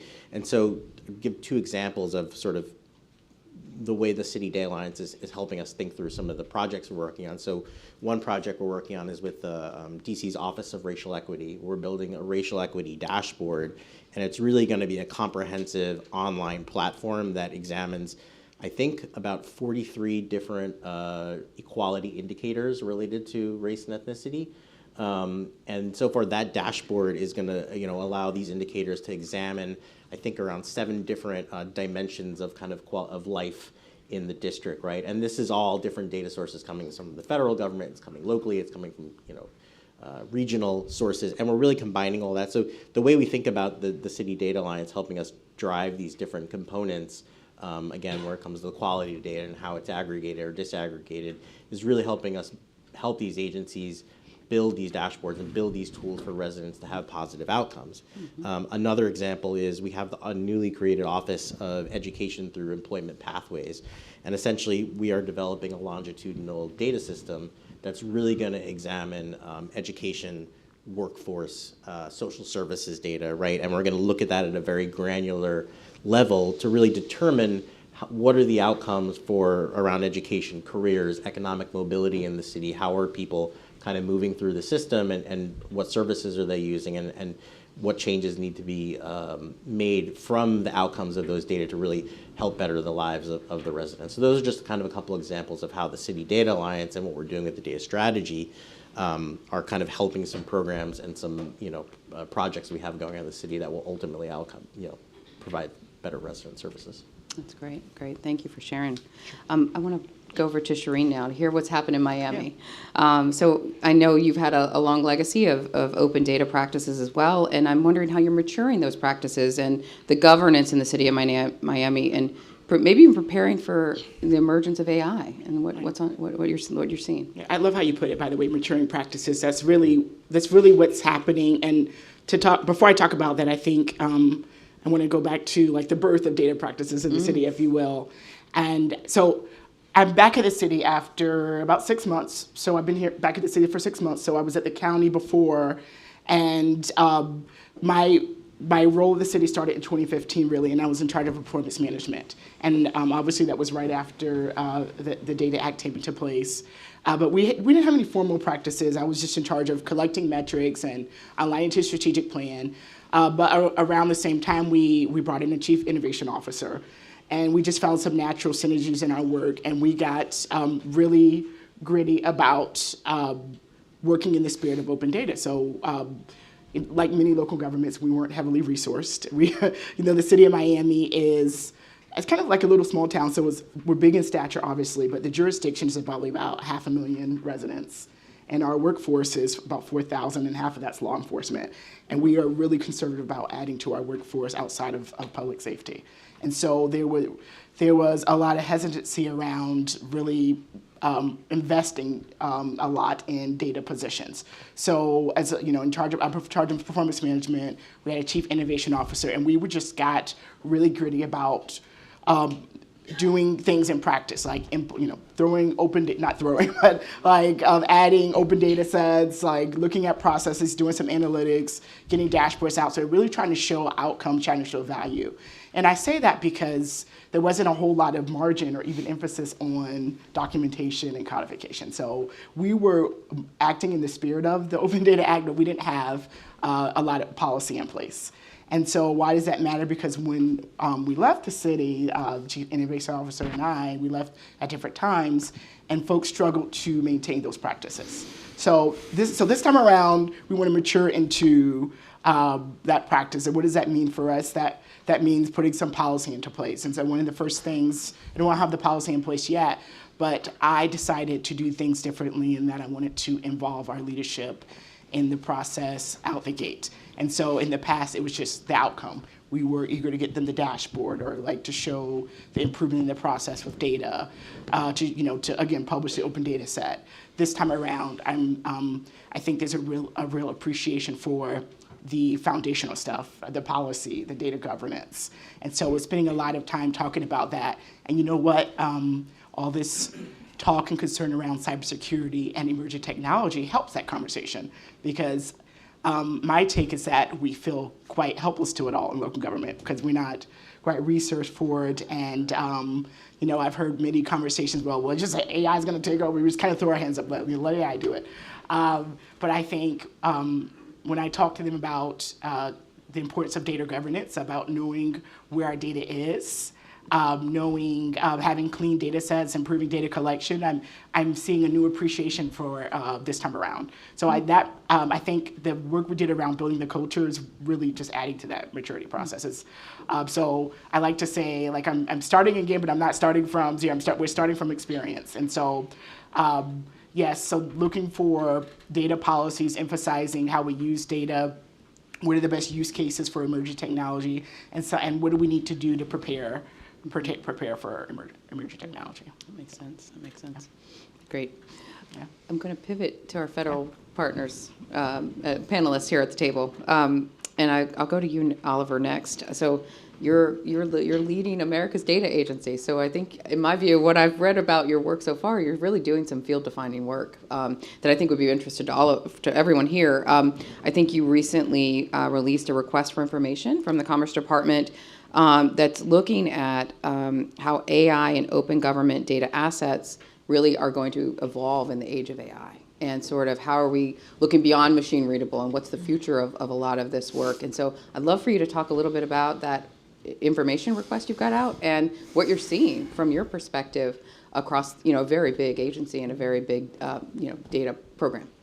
Sure. Thanks for the question, Amy, and thanks for this great event, which it feels like a family reunion. I thought it was just for me, but I'm glad we all are. Yeah, it's great. There's a lot of familiar faces here. Yes, yes. Okay, so the Census Bureau is at the Department of Commerce. And, when ChatGPT hit the scene, or ChatGPT, I always get that wrong. Which one is it, PT? You got it. Okay. Hit the scene December of, 23. We were playing around with it, just the way everyone was, right? Mm-hmm. And you ask it a simple question. Tell me about Suitland, Maryland. That's where Census is headquartered. And, we asked that of ChatGPT, asked that of Bard, and you get a response back that was about 50% wrong. And it turns out it was wrong because it was, as far as we can figure out, it was querying the data from its training set, the the field has moved on since then. But it was getting the data from its training set, and then the training set was a website from a landscaping company in Suitland, Maryland, which just happens to have on its website, about Suitland, Maryland, right?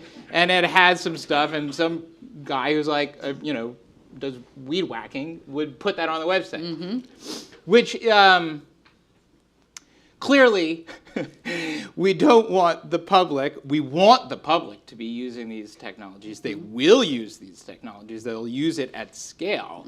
What we want to enable is them to use these technologies and get the correct answers that come from trustworthy, genuine sources, and in ways that are fit to purpose for the answer that they're seeking, right? So we released an RFI a couple weeks ago, which is basically like a poke to industry and academia and government people in the space to help us figure out how, basically the question is this: if you are innovating with Gen AI around open data and public data, what could we do as data publishers to unblock your innovations so that we can better enable more satisfying user experiences around that data? There's sections to that, but that's basically it. Our contention is that the machine readability standard, which came into, people were at a history event, right? So indulge me for a little history lesson. But you have, and I'm stealing this from Dave Eves, and I don't, this is not an original idea. I haven't had an original idea in my life.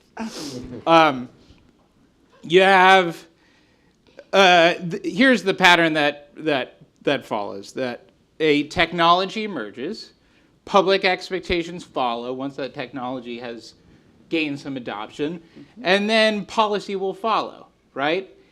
That lag has, for the last, so example, photocopier, 1959, you now can get access to information and bring that information back to your house or your office to analyze that, right? Rather than in some government office or library or something like that. Public expectation is that photocopying is cheap. It's a much more convenient way of accessing information from government records. And then you have the FOIA laws in the 70s, right?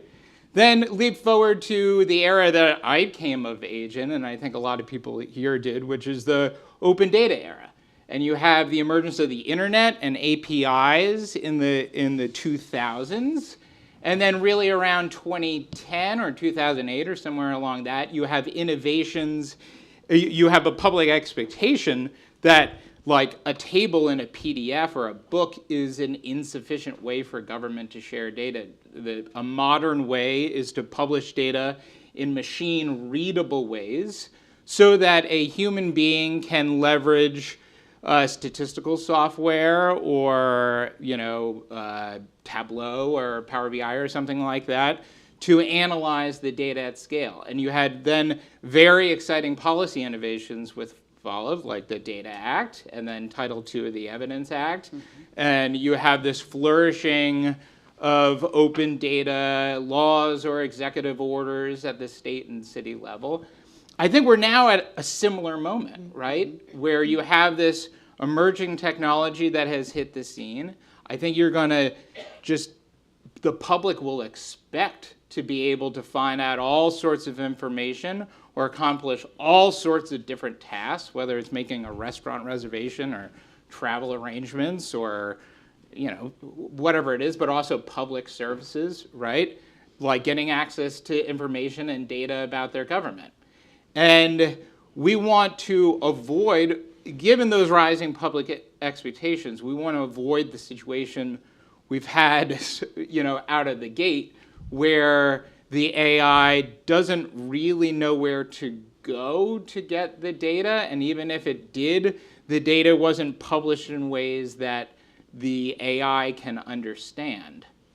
So our contention is that the machine readability paradigm that's in law now is insufficient for the current moment, and we have to transition to a paradigm of machine understandable data so that the meaning of that data, the semantics, isn't lost in translation when a user is using an AI as an intermediary to analyze that data. That's really helpful. Yeah. Helpful framing, I think, for the whole discussion today and what the future looks like. So appreciate that. I want to pivot over, Renata, to you now. I know that you are using AI in a variety of ways. You sit at Treasury over a ton of data that represents large portions of our GDP, trillions of dollars moving in and out of the government, and there's a lot of payment integrity and opportunity to make sure the money gets to the right people. And I know you've done some really innovative things with AI in the work that you're doing. So I'd love to hear a little bit about what you're seeing from, you heard this morning all about a lot of the open data we built in the finance space. Now it's time to reflect on how are we using it. So. Yeah, so again, thank you for hosting this, and what wonderful panels earlier. It is like a little bit of a family reunion. I think we all here deeply care about a well-functioning government, and that brings us together. I sit in this seat where you sat, and in this position, and also Christina Ho and other giants. And this role is really unique in that it brings together kind of wonky financial data. So the title is Accounting Policy and Financial Transparency. Other financial data. And the purpose is to make it available to the public for decision makers, to make sure that we have an accountable government, but also to make sure that we are spending taxpayer dollars in the way that they're intended. And so that's where my focus has been over the last several years, starting with HHS OIG during the pandemic, and here right now at Treasury focusing on payment integrity. And at HHS OIG, they did and currently still do use USA spending data as well as other data sets like single audit data to really understand where the risk is in terms of where taxpayer dollars may not be being spent in the right way or not for the intended outcome. And these data sets can be unwieldy, right? So I think how I would summarize what Oliver said is like data without context. You need to sort of understand the big set of data, but also give it context so that you can understand where the risk is. And AI is really a huge accelerator for that, right? So you can take large PDF documents like the single audit data, and while some of it is structured, a lot of it is not. And you can start to kind of surface up areas where you're interested in, and then make that accessible for auditors and evaluators and investigators so that they can prioritize their work. Here at Treasury now, I'm shifting focus more on the kind of implementation side. So how do you sort of prevent bad things from happening? How do you prevent fraud? How do you prevent improper payments? How do you make sure you pay the right person and the right amount at the right time? Because ultimately, that when you receive a federal payment, that's one of the most direct ways that you interact with the federal government. It's that Social Security benefit or that unemployment benefit that you really rely on. And if it gets diverted or if it gets taken away, by fraudsters, you lose trust, right? You have to spend time kind of reclaiming that benefit. You have to resolve maybe potential identity theft issues, and you lose trust in a well-functioning government. And so I think fraud is a hidden crime. This is a colleague from the UK said this quote, and I love it. Fraud is a hidden crime. To fight it, you have to find it. And I think this is where AI can really help us accelerate. We can use structured data like USA spending data, like financial data, like payments data, which we have a lot of at the US Treasury Department, but it needs context. And we also need to be able to analyze vast amounts of it in a very quick period of time so that we can understand where the anomalies are and stop payments before they go to bad actors. We're doing a lot of experimentation. So certainly saw the benefits of AI at HHS OIG, kind of surfacing up, anomalies. I think the future is really bringing even more context to that financial data so that we can identify, it's no longer like sufficient to have like a list-based approach to eligibility, right? Identity is dynamic. We all sit behind keyboards, and it's very hard to, have the person-to-person interaction these days, especially as you interact with government. A lot of the benefits are delivered through an interface online. And so how do we sort of understand how we can leverage the data from, the digital fingerprint, if you will, as well as the kind of additional data so that we can identify where there is, fraudsters trying to exploit, government systems and silos and programs. And I think there's a lot that we will be learning. And I fully expect this will be an agile process where we will be iterating and continually trying to maximize the use of emerging technology, but also maximize the use of our own data to promote trust in government. That's great. That's great. Thanks for sharing. I'm going to go back to Matt next. So Mayor Bowser recently signed an order adopting DC's AI values and strategic plan. And I'm wondering how you anticipate this new plan informing the DC data policy and the strategy and the work that you're doing. Yeah, so I think obviously it quickly became apparent that there's a really significant link between these new generative AI tools and data, right? So the models and the tools and the solutions that are coming out, they're only as good as the data that's behind it, high quality data, good metadata. And the problem is when you don't have that high quality and fidelity of data, like I was saying, are we going to get wrong answers? Are we going to have poor outcomes to people who want to use these tools and are expecting the governments to give them the correct information, and we're not, right? And so the DCAI plan and strategic values creates a set of values, some of which include equity, transparency, and clear benefit to residents, right? So it's really enabling us to think about how we create better efficiencies in government processes and how are we creating better services for our residents and businesses, right? So, and as it relates back to kind of data and open data, we were thinking about how do we get faster answers for the public, businesses, right? So on Open Data DC, we have 1,400 data sets, maps, apps, hub sites, stories, all those kinds of things that we're putting out there for government transparency. But kind of as I was thinking through this, and a lot of people here are data nerds, right? We can go to the site and we can run a query and we could run a filter, right? But if you're a resident of the city, you might not know how to do that. Or if you really want to find out something simple and just say like, hey, I want to look at the city's procurement data. All right, well, now I got 15 different procurement data sets about the city. Now I have to go through every single one and figure out which is the right one, right? So it becomes difficult to even, for us, where we're putting out all this great data, but we're not making it easy enough for people to find the information they're looking for. And so, part of that is we started to look at that and say, like, how do we make this better? And so we've created something, a new solution that's now in public beta called DC Compass. And what DC Compass is an AI assistant for our open data website. And so we are actually harnessing the power of generative AI in addition to geographic information systems, GIS, right?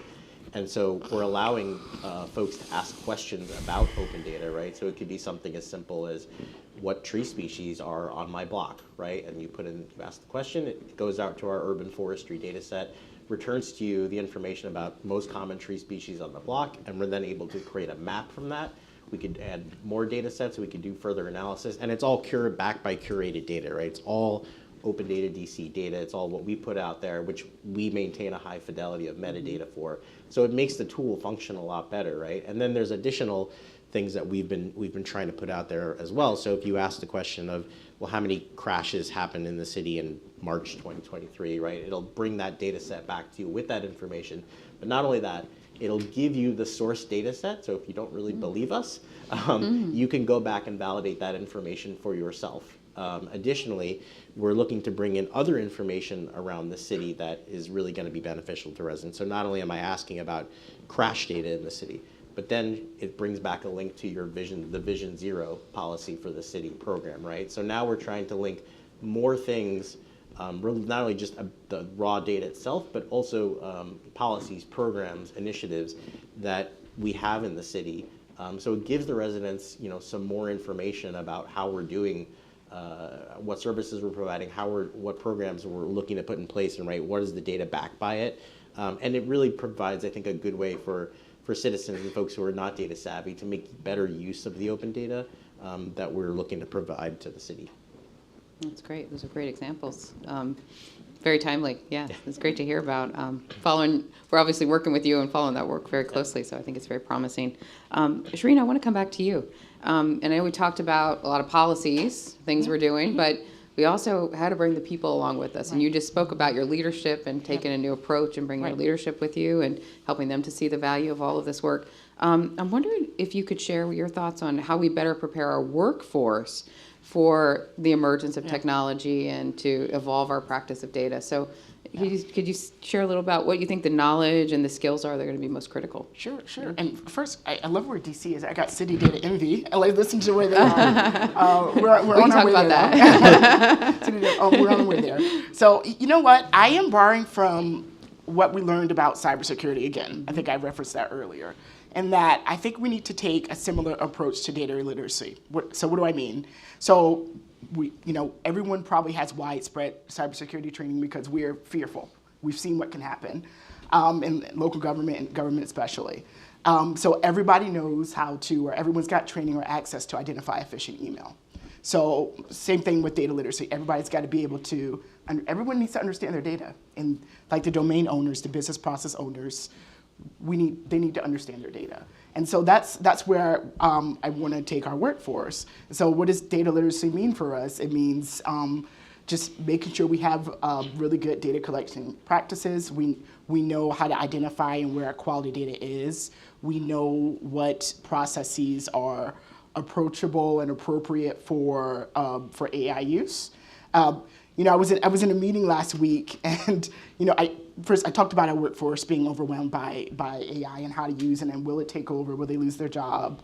And I was in a meeting last week with a vendor, and he asked one of our departments, like, what are all your problems? Just tell me your problems, so we can tell you how to use AI.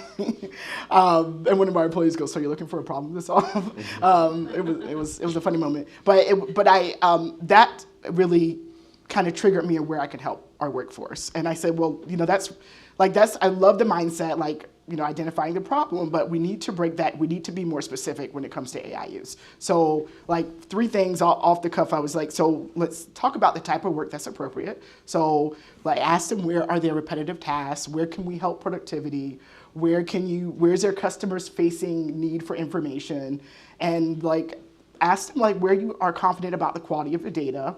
And where are your risk levels, should it be issuing a permit out the gate, or should we talk about how to free up the permit or the plan reviewer from this administrative thing they do over and over again? And so, it's really simple. I didn't make that up. I stole that from somewhere, similar to Oliver. But folks get overwhelmed, and what I also realize is AI is not something for technologists to face. This has got to be for cross-functional. And so what does that mean? We got to get our workforce more data literate. So if we're not yet doing descriptive analytics, let's not jump to predictive with your technology. Let's get everyone understanding their descriptive analytics in their process before we start jumping to, predicting. So yeah, those are. Good approaches to thinking about how this all affects the entire workforce. It's something we talk a lot about in the City Data Alliance program, is that we do work on building data literacy across enterprise-wide levels of government, because I think every employee in the public sector should have some baseline understanding in data literacy about how data is used within their organization, and whether they're collecting and reporting data or they're using it to drive decisions. There's a role that we all should have some fundamental literacy about. So I think that's a really good practice. I'm going to go back to our federal panelists next, and maybe a question for both of you, and I'll start, Renata, with you. I think today we've spent a little bit, and we've touched a little bit on how governments across all levels, federal, state, and local, can work more collaboratively to exchange data, connect data, to have a better, more interconnected data ecosystem in the public sector. And so I know you've been thinking a little bit about that, Renata, as it relates to the program integrity work and things that you're doing. And I know as one of the data leaders in the federal government, Oliver, you might have thoughts on this too, but and especially coming from local government and now at the federal level. So how do we have, what are your thoughts about how we can create better opportunities to learn together, to exchange data in ways that add value across the board? So Renata, I'll start with you. Yeah, we have a lot of big problems facing our society. I have 3 young kids, and you can't solve these big problems in silos. You can't solve them just in states. You can't solve them just in local communities. You can't solve them just in the federal government or even just within our country. It does require collaboration across, and collaboration can be really hard, right? But I do think that there is like a framework here, and back to what Ed mentioned, like one thing that we all kind of agree on is, or there's a framework there, is that financial, right? We all kind of have, our economy works where, you get money and you pay money to get different services, and there's standards around that. And I think one way to kind of help enable collaboration, especially as it relates to kind of data sharing and context and problem solving, is leveraging financial data standards and kind of using them as the backbone for answering any kind of complex question you may have. Actually, as a user of DC bike lanes, I want to ask this compass, like, why does the bike lane end here? Is it because there was a funding decision, a policy decision, a regulatory decision? But I bet, like, I could, this is the way my mind works, like, it would actually come back to some sort of line of accounting or financial data, right? It was a contract that was let. It was a, funding that ended. And so I think there is a common framework, which is that financial data. And as much as AI can sort of help mitigate some of the challenges we have with structured data or quality, you have to have like a rock somewhere, right? Where you say like, this is right. And I think financial data has that element because it is audited. There's, at the end of the day, like, it's got a tick and tie. And so I think that framework can enable collaboration. And so I think about the Data Act, 10 years ago, implementation. I think about the future now and the big problems we have. And I think about some of the unrealized vision, which is how to provide data in context and how to connect it to where the actual spending is occurring. And we all know federal spending occurs, it goes to the prime, when we make the state, then the city agency, or, it kind of keeps going down there. And then, Renata's left wondering, why is this bike lane end here? And so I think there's a lot of work we can do, kind of leveraging that common data framework to connect our data across federal, state, local, to answer and solve some of the bigger challenges we have. Mm-hmm. That's great. Oliver, could you share any thoughts about sort of how you think maybe given your experience, and now you're sitting at one of the most, widely used data sources in the world, how do you maybe see the field evolving, or how there could be more connectedness between all of the data? Yeah, I think the opportunities are enormous. Just one of the other things one of the big things we're doing is implementing the CHIPS and Science Act. Mm-hmm. And so we're putting billions of dollars, literally billions of dollars, of subsidies into new semiconductor fabs. And then the EDA, which is also part of Commerce, is making workforce development investments to ensure that there's a supply chain and a labor supply to ensure that those investments are successful. Mm-hmm. And so we're working already, how do we do internal data sharing from 2 branches of our, left hand, right hand of the Commerce Department. Mm-hmm. But in order to have success in what we're trying to achieve there needs to be interaction with the state in terms of unemployment data, in terms of workforce development, in terms of higher ed, and then also with local government, permitting, and so on and so forth. So like that's an opportunity where I think in order to accomplish federal policy objectives, there really needs to be an alignment, federal, state, local, on data sharing. Seen that time and again as well. So And it's, can I just chime in? I forgot to mention one thing.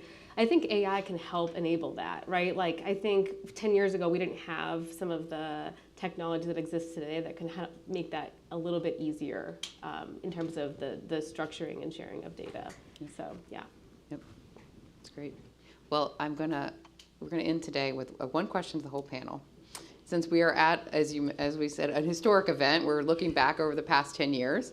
I want to invite everybody to look ahead in maybe 10 years, 5-10 years, so far as you can, to think, if you had a crystal ball about how we can make government more useful, consumable, all this data more interoperable over the next 10 years, or generally where the field is, what would you like to see?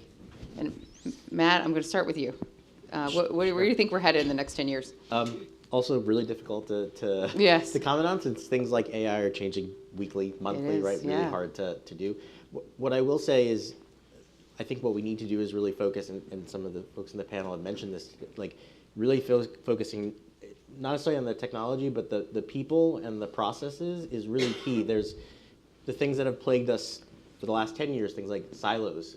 We want to make sure those are not what plague us as the technology continues to modernize and make things better, because the technology doesn't work if we're still kind of operating in that mode. So not only the processes and how we deal with data silos and technology silos, but also thinking about data literacy, right? Like, how do we build a workforce that really understands, who are part of the data collection, data analysis process, and getting data out in the open, right? Do they understand the right ways to kind of collect it, utilize it, associate, context to it, right? Because that's ultimately what feeds these technologies.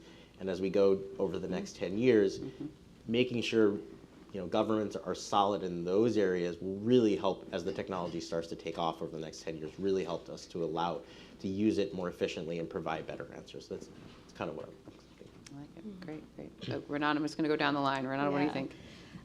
So in 10 years, imagine a world where we are able to expand on what's available on USA Spending, right, and have lots more context so that you can answer questions like my question about the bike lane and others. So I think creating a landscape where you're connecting data, structured and unstructured, where you can answer questions from citizens. I also imagine a world where we finally overcome the privacy and security hurdles related to actually using data in the federal government as it relates to fraud prevention and detection or customizing experience. So I imagine a world where we can customize the citizen and public experience based on them, while also preserving their privacy and security. I don't know how we do that, but that's where we will be in 10 years. Oliver, what are your thoughts? Yeah, I think public expectations are going to change, and this, like with the Data Act, the data on USA Spending existed before. You just had to go to a million different CAFRs and piece together paper records to put something together. But like, it existed, but it was just a really crappy user experience, right? And USA Spending accelerated the user experience. And I think with AI, public expectations are going to change, and I'm hopeful that government will rise to the occasion to do what it needs to do to improve the user experience. And in terms of data, like what data looks like, I think with the open data era, where kind of where we are 15 years in, or what, or wherever you put the starting date. I think we started with just quantity, right? And that was the first part, like getting as much out there. And that's probably an okay way to start. And I think having more data out there, the accuracy of data, I think, has probably improved, like quality measured by, like, it's reflecting what's happening in the world, just because people find errors. But I think now with the AI era, metadata, which has always been important, becomes much more important. So I think the next 10, 15 years, like doubling down on bedrock data management principles of really quality variable metadata, and then there is knowledge graphs to link that data that then the AI is exposed to, becomes much, much more important. And I think if philanthropists or other funders are looking where to invest, I think that's where we need to invest. And I would also say, last point, data management skills are AI skills. I think when we talk about AI literacy, like prompt engineering, I think is one of those things that like maybe in 10, 15 years will look like typing class. Like it'll be, it's like looks important now, but in hindsight it's just quaint because it's so intuitive to people who have been exposed to that technology forever. But like really good data stewardship is important. Yeah, great, thank you. Yeah, Shireen. I love that. So I'm not going to say anything new. I'll say it differently because what they said resonated so much. So what's the future? It's back to the basics. It's humans growing and advancing skills and data to work better with the technology. I listened to this podcast this weekend. I love Brene Brown. Listen to Brene Brown. She talked about scaling justice with AI, and the guest speaker, I think it's S. Craig Watkins, I think that's his name, but he talked about not artificial intelligence, but augmented. So humans working better with technology. We know the technology is going to advance and get better. How are we going to choose to work with it? And it doesn't have to replace us, but we can really it could augment a lot of our pain points and to scale whatever it is that we want to do at scale. So back to the basics. Back to basics, that's great. Well, I'm going to take the privilege of answering the question too. If I have my crystal ball about where I hope we are in this field as a public sector, as a city leader, as a federal leader, wherever you sit, I think that if we can better predict the needs of our community and position the government to be ready for those, to be in a time of crisis, we know how to act and respond in a way that is data-driven, precise, and gets people the help they need when they need it. And having the data behind it to do that. If we can look to the critical services that we're providing and combine data sets from not only the federal, state, and local, but community level data and their private sector data, if you combine all of the information about a local community, you can solve problems in bigger ways. And we can look to people experiencing challenges in the community. Like if someone is dealing with housing issues or other kind of disparities, and we can piece together data to intervene more quickly to prevent harm from happening before it happens, and to help support and have the government be much more proactive and data-driven in a way that I think will change the way our residents trust and appreciate the important critical services that the government provides every day. And it's Public Service Recognition Week. We're in a room full of amazing public servants who've dedicated their careers to helping the government try to get to that vision. I think we will get there in the future because of the advancement of technology, the amazing, smart, talented people who are filling this room and on this stage.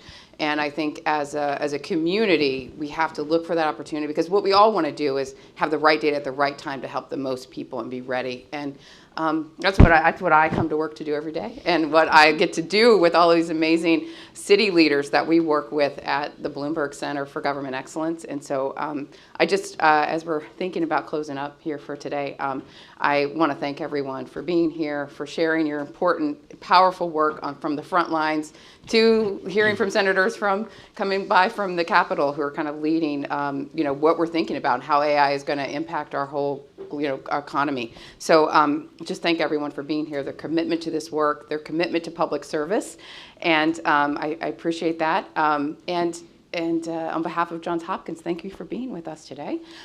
We have lunch now, so everyone can continue to network and talk and catch up to, I know that's been happening a lot this morning.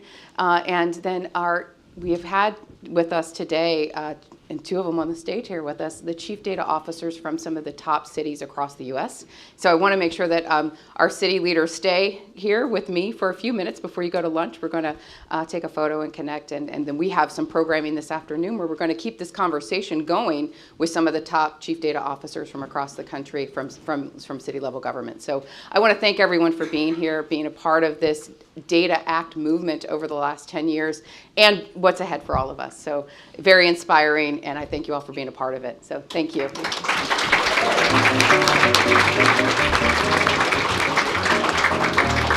Everyone enjoy lunch. You can be here. You can also be there's a lovely patio if it's not too warm outside to sit outside. But I would love for our city data officers, chief data officers, to stay with us just for a few more minutes. Thank you. Yes, good.